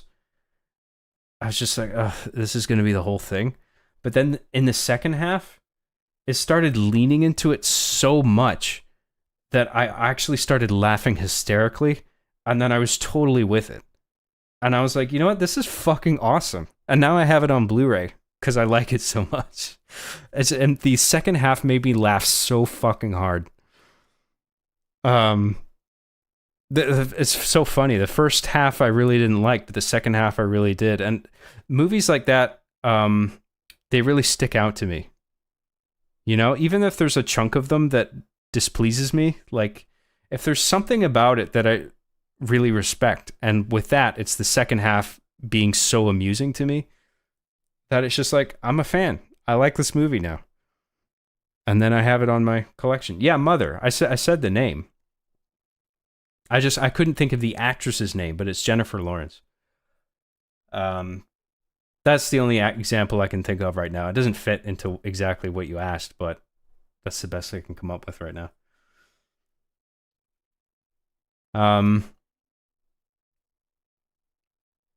John, have you played Life is Strange? No, I haven't played that. I don't really know what to make of that one. I don't know if it's any good or not. Sarah XC for $10 says, the way you ended the finale felt insanely real. Were those crocodile tears or genuine tears, knowing that was the last and final episode of the story? No, they weren't crocodile tears. I mean, I didn't shed any tears at all, I don't think, for that. But I was emotional doing the reading, and it was actually, that was quite tough to do because I wrote it. So, like, in case people are not aware, in the finale, there's a monologue from me, basically a monologue. And I wrote it for myself to say. And then when it came to actually reading the lines in front of the camera, it's just like, how do I come off as genuine? Because I wrote this genuinely. But it's just like, how do I read my own lines that I've written in a way that doesn't sound rehearsed? Because it does involve some rehearsal. And it's just like, how do I make this not fake? And the trick is to actually just put yourself through the emotions again. Like when I first wrote them. So, I mean, what I was feeling during that monologue, it's not really an act. I think that's the thing with good acting. It's not actually an act. You are actually putting yourself through the pain that results in those emotions, right? So, in a way, it's not fake. You're not putting on a performance. It sort of is and it sort of isn't. Like, it's hard to describe, really. I feel like part of the problem with like people not understanding acting or acting badly is that like people either treat it as like they think of it as too much of a performance, you know? And then they end up trying too hard and they do things with their face to like convince you that you're super sad, and it's not about that. Like a lot of it's just in the eyes alone. You look in someone's eyes and you can tell like they're feeling a certain way. It's just something you can read intuitively. I don't know. It's hard to describe, man. But I did my best. Thank you, Sarah. I've been on Prozac for years for panic attacks. That shit sucks. Deep fried tampons. I don't mean to laugh. Just what you said at the end there is funny. I've been there with the panic attacks, man. I know how much it sucks. Luckily, the meds keep me from going to full panic, but I'm off them. It's debilitating. Fuck my life. If I'm off them, it's debilitating. I'm really sorry to hear that, man. Everybody has their own struggles in life, man. I'm very fortunate. I have my own shit that I deal with, and a bunch of it I've overcome, but I mean, I have some shit that still bothers me. I have stomach issues, and I have some issues with my throat, and just, but I manage it with diet and exercise, and I get by, and it's fine. But like other people, it's just they have such a hard time getting over what's bothering them, and you know, it sucks, man. I'm sorry to hear that. I hope you find a way to get past it.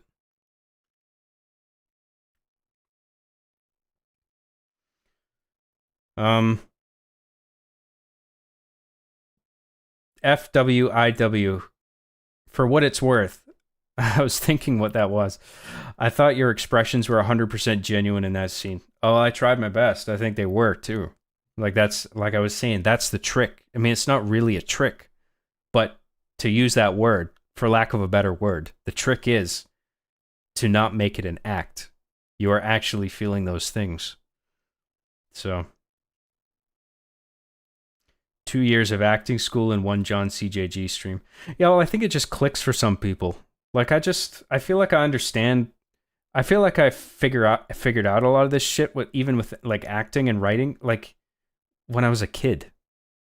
And I think it just comes intuitively to some people. I don't mean to sound like self-aggrandizing, like I fucking know everything. But it's just certain things came to me almost intuitively, where it's just like, I get it. I understand what good acting is. I know how to shoot. I know what good filmmaking is, you know?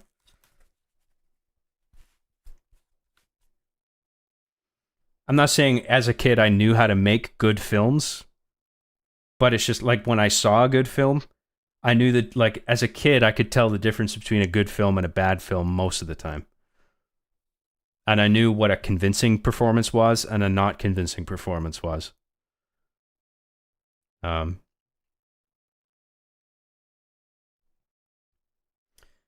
I'm getting so sleepy. I think I'm going to go to bed. Good night, Jonathan.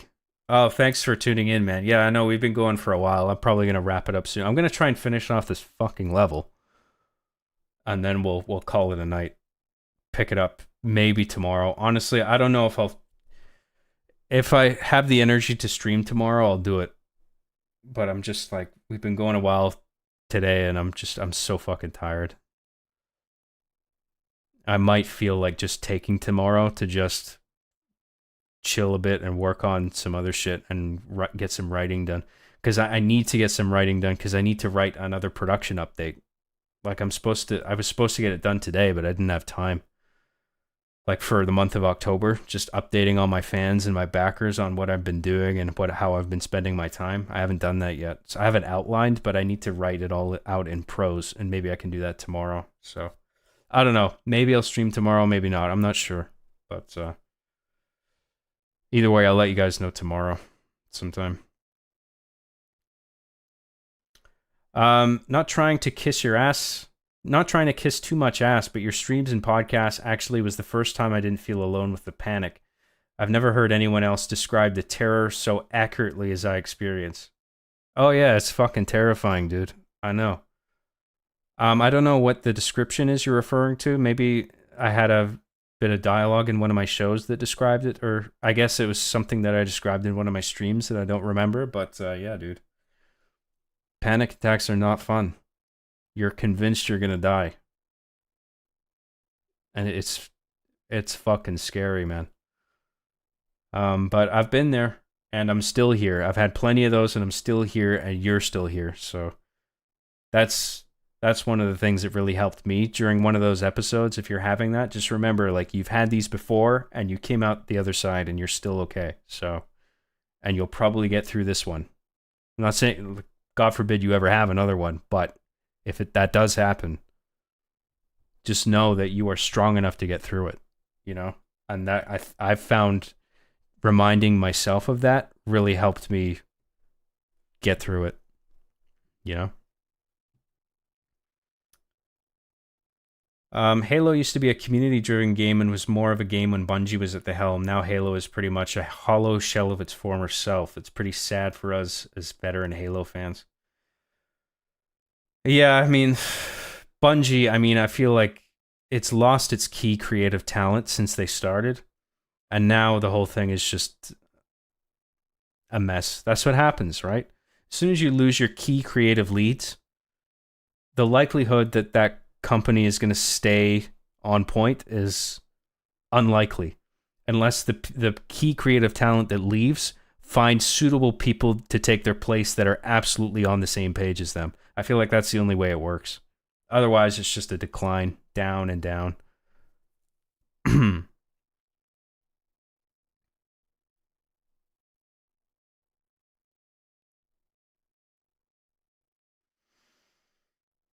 John, do you ever just play regular Team Slayer or Big Team Battle Slayer on Master Chief Collection? No, I haven't in ages, to be honest. The last time... Actually, I played some Big Team Battle on Halo 1 several months ago. That was really fun, but I haven't since then. I'm not like a regular multiplayer guy. Like, I got too much work to do. Like this, I'll occasionally fire up a video game on my own for a few hours, like Black Ops or Silent Hill 2, for instance. Or if I'm streaming on the weekends, I'll play a game like this. I'm not really, I don't really do multiplayer anymore. Back in the days of Halo 2 and 3, I was way into that, but not anymore. What I experience is that feeling that you're going to die randomly, drop dead of organ failure, like you're a statistical anomaly. But thanks for the uplifting words, man. You're the best. Yeah, I kind of get that too. I mean, I don't think I felt that exactly, but it's different for everybody, right? Because everybody's body is different. But I think what is common among people is thinking that they're a statistical anomaly, because I felt that as well. I think it's important to realize that the chances that you are a statistical anomaly, as funny as it sounds, is low. Everybody's different, but not in a way that I think puts people at risk generally. But I mean, don't take any of medical advice from me. I mean, go see a doctor if you're concerned, obviously, for your health. But I'm just sharing what I think might be useful based on my own experience with panic attacks and stuff.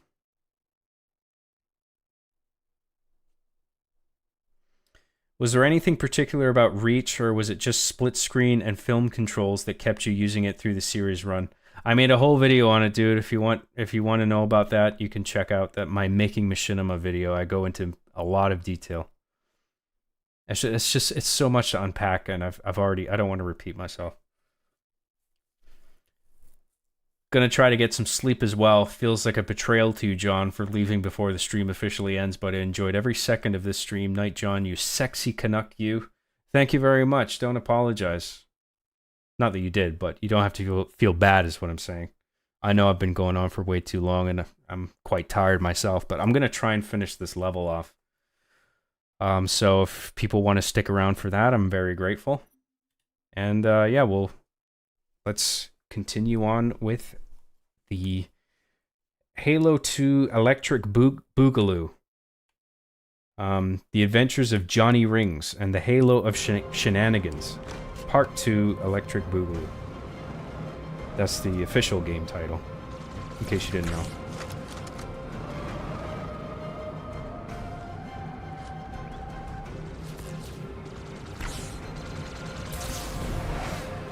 Oh fuck, I thought I had I thought I had the hijacking prompt there, but I didn't. It was for a fucking needler.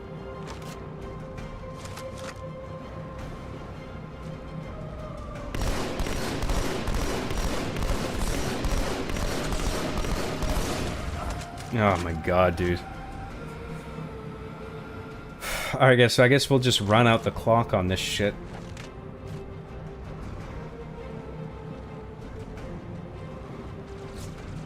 Maybe we can hijack one of the Banshees if they give us an opportunity.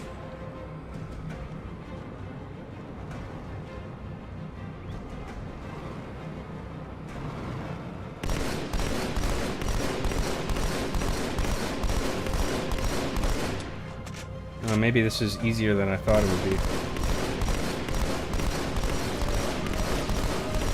Oh shit, shit, shit, shit. Fuck off.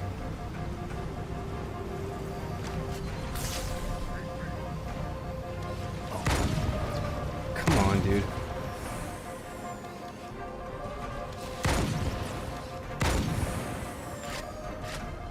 Got that guy. Got him. Let's keep shooting this fucker. Oh, that's the other Banshee.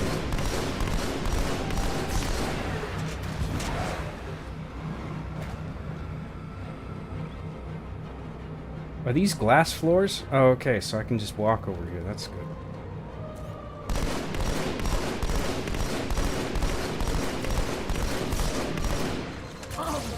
Come on, any day now.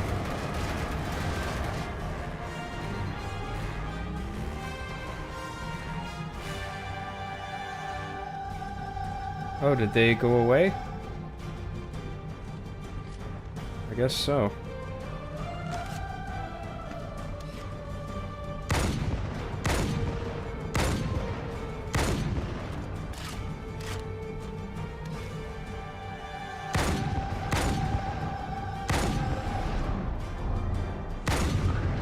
Shit.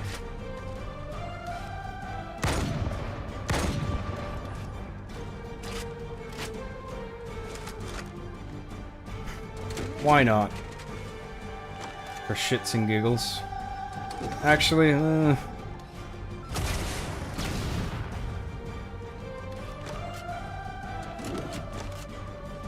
actually want the rifle. Fuck it.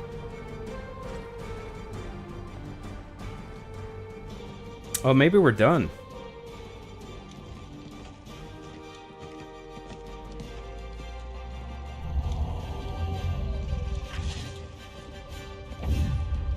That's the largest Covenant fleet I've ever seen. Uh-oh. Lots of Alamaus. Get inside the temple and kill Regret before it can stop us.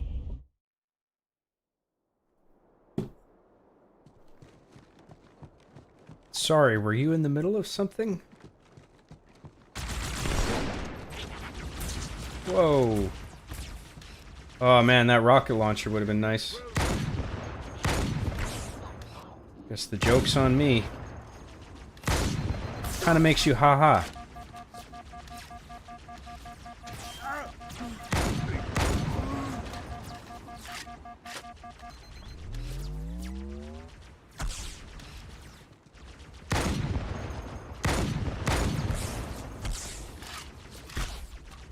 Can you stop firing your cocksucking gun for 1 second?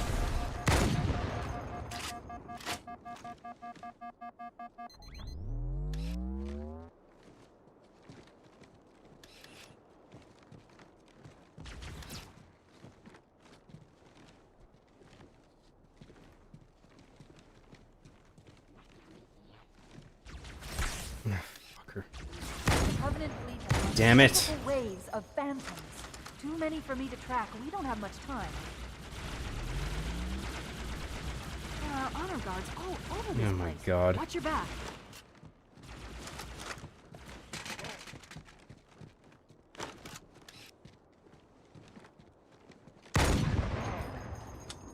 Ah, fuck off.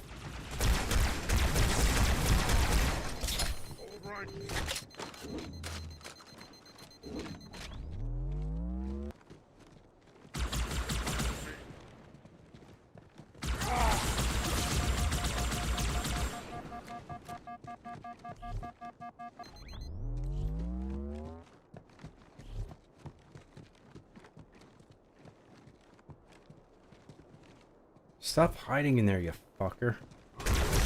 This fucking asshole. Ugh. Let's go get another. Let's go get that rocket launcher.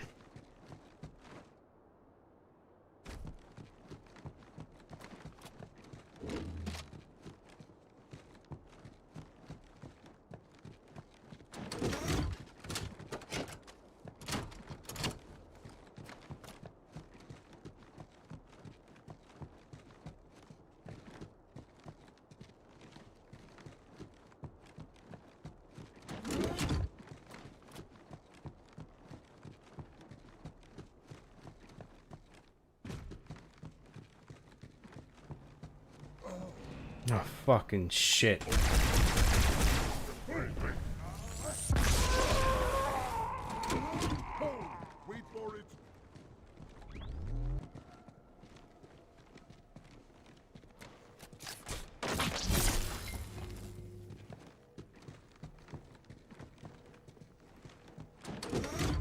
So he must have reset back in here, yeah.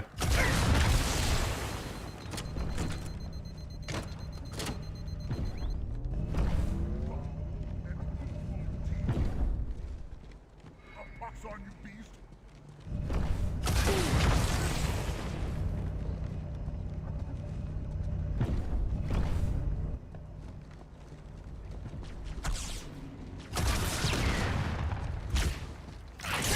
Guards! Remove this vermin from my sight! Oh, one of the prophets is here. There's the target. Take him out. Oh man, boss fight.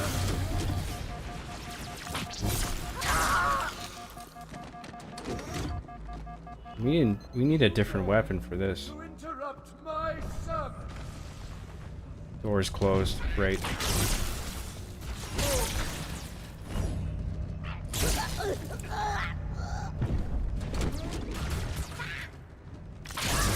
Competent! I'll kill it myself! No! Oh my god, what the fuck was that? Geometry got in my way. Ah! Fuck's sake. Let's go get that rocket launcher now.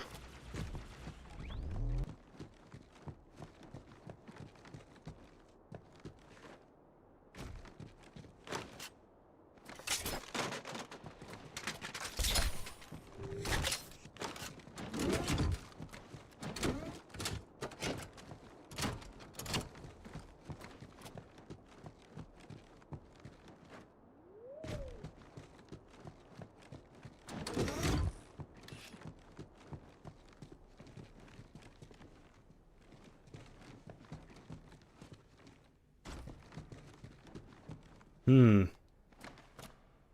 come in handy.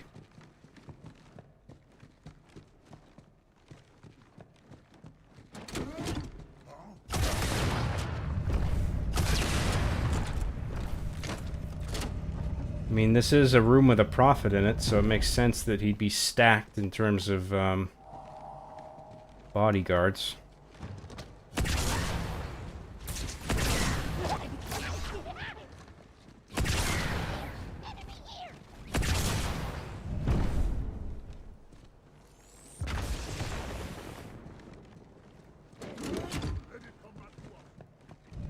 And now let's go get some other weapons. Full needler, that's pretty good. And a sword. Oh, let's take the carbine instead. Oh, actually, sword and sniper, not a bad combo.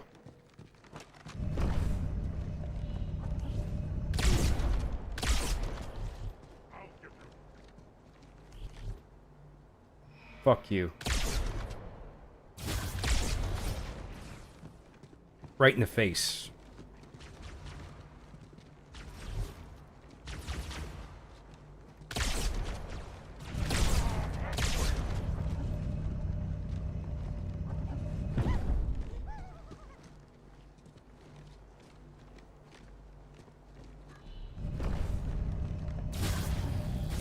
I don't want this door to close quite yet. I want to pick off as many guys as I can. I want access to that ammo that's back there.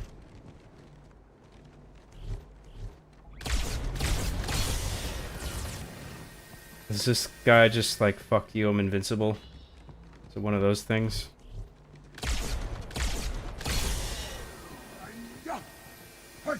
Whoa! Ah, fucking Christ, dude.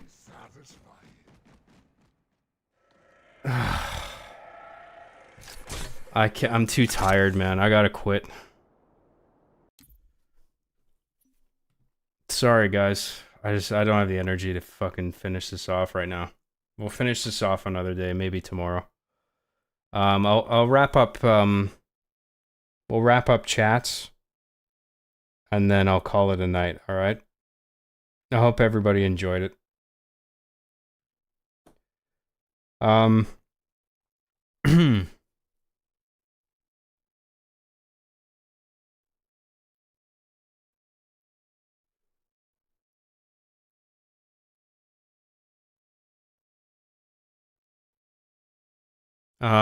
I find it hilarious that you're the only creator who is under Machinima's wing that hasn't gone under or bankrupt.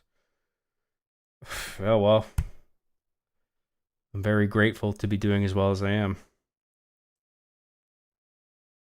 But I will have to agree, John, the Halo 2 Anniversary graphics look good. I would even say they're better than Halo Combat Evolved Anniversary's graphics. Oh, yeah, for sure. Because this aesthetically fits better than the Halo 1 Anniversary graphics do. In regard to its original counterpart. You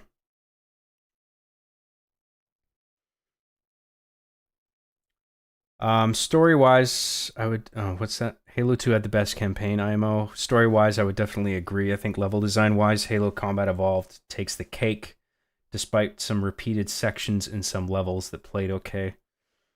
I don't know. The level design in this is pretty sweet. Don't try to clear out the honor guards before trying to take out the Prophet. They continually spawn. That pisses me off, but that's very good to know. I honestly didn't know that. So I'll remember that for the next time we attempt this. Right now, my brain is too fried. Halo 1 also had a good campaign story, but I think the story arc was stronger in Halo 2. I think, yeah, the even though Halo 2 doesn't end conclusively, what it starts doing and how it develops in its narrative, I think is really sophisticated. And Halo 1 is a better self-contained story. Halo 2 ends abruptly and is inconclusive, but it is more ambitious and it actually executes that ambition properly. I really like Halo 2's campaign a lot. Sarah XC gifted 10 John Graham memberships. Thank you so much for everything, Sarah. I really do appreciate it. The last time I opened my eyes, you were on the Pillar of Autumn holding a gun that sprays hot yellow piss. Now it's back to Halo 2, where you're gonna make regret being a doofus.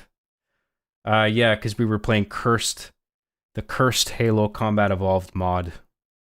It's on the Steam Workshop. It's one of the highest rated or most played mods on the Steam Workshop for that game, I think. Thanks, John, for interacting with fans in a non-automated way like most creators. We appreciate the time you take. Sorry I can't support as much as I want to. Don't worry about it, dude. Nobody owes me anything. Nobody owes me an apology for not giving me anything. That's not what this is about. I only want cash that people have to send and people want to send. I mean, I'll happily take everything that gets sent, and I really do appreciate everything. But if you can't, that's okay. I appreciate you just simply tuning in. I hope you enjoyed the Halloween stream. I don't know if this is still a Halloween stream, but whatever, it's Halloween. Well, it was when I started. Erica Ehrenreich for $5 says, Sarah is like Bill Businessman from the Angry Face Bite. Just giving heaps of money to John. Haha. Please take my money, John. Take it all. Take it all. Sarah is incredibly generous. And you too, Erica. Thank you. Thank you, everybody. John, how long is your pee-pee? I don't know. I haven't measured it, dude. You can try to hijack the chair and feed him a 5-knuckle shuffle if you're feeling ballsy. Oh, yeah. You can do that, right? I totally forgot that. You perform the hijack function on his chair and you can just punch him in the face. I remember that actually being a thing. So maybe we'll try that next time. There's 343i Sanction modding group that's going to bring back the Halo 2 E3 demo from 2003. It's coming this November on the 9th of the 20th anniversary of Halo 2's release.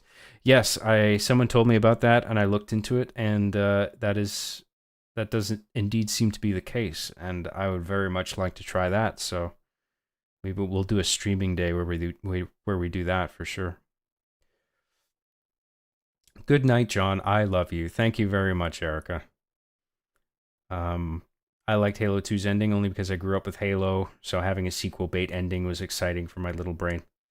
Yeah, I mean, there's certain situations where you can pull that off.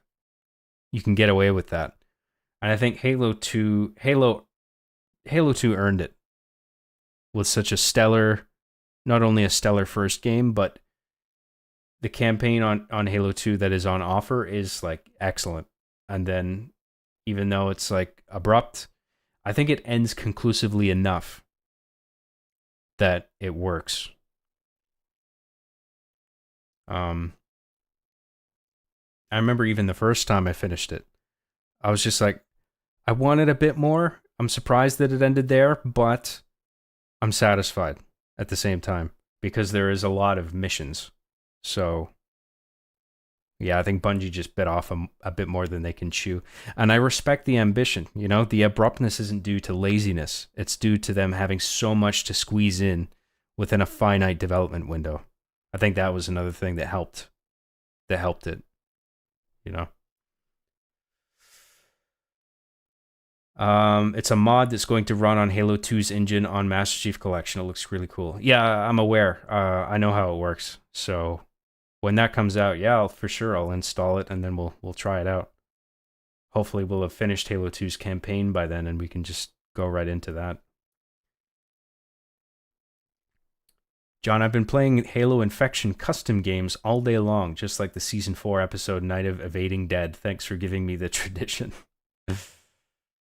Yeah, that's funny. That's cool. Did you ever check out that Vice article, Job? You know, I actually did look it up and I couldn't find it. Actually, well, you know what? I may have misremembered what you said because you're saying that it's an article. I might have forgotten that detail because I was looking for a video. And then I couldn't find the video, but I guess it's not a video, right? It's an article. So Yeah, no, I didn't end up reading it. I did try to look for a video though. If I remember correctly, Halo 2 and 3. Oh, Halloween tradition. That's what you meant to say. Okay, I get it. Yeah, the Night of the Evading Dead thing. If I remember correctly, Halo 2 and 3 were going to be connected, but crunch was a pain in the ass. Yeah, well, I mean, they are. You mean all one game? Yeah, I know what you mean. Yeah, that was the case. Sarah XC for $2 says YouTube does not want me to send anymore. Oh, it seems like you figured it out. Not that you need to. I mean, you've sent God knows how much already, but like, it seems like it's now working. But look, I appreciate every single thing that you've sent. No, article. The complete untold story history of Halo. Incredibly insightful for any Halo fan. Okay, I'll keep that in mind. All right, we are caught up. Thank you so much, everybody, for tuning in. Happy Halloween. I hope you enjoyed the show. Hope you enjoyed the gameplay. I hope it wasn't too cringe. I hope it was only a little bit cringe. And if I have the energy to do this again tomorrow, we'll do it. If not, I'll let you guys know, because I might not. I might just focus on getting a bit of writing or editing done or shooting done. But if I have it in me to do it tomorrow, we'll do it. And thank you very much for everything. Even if you're just tuning in, I really do appreciate it all. So thanks for spending your Halloween night with me. And I will see you next time. Bye, everybody.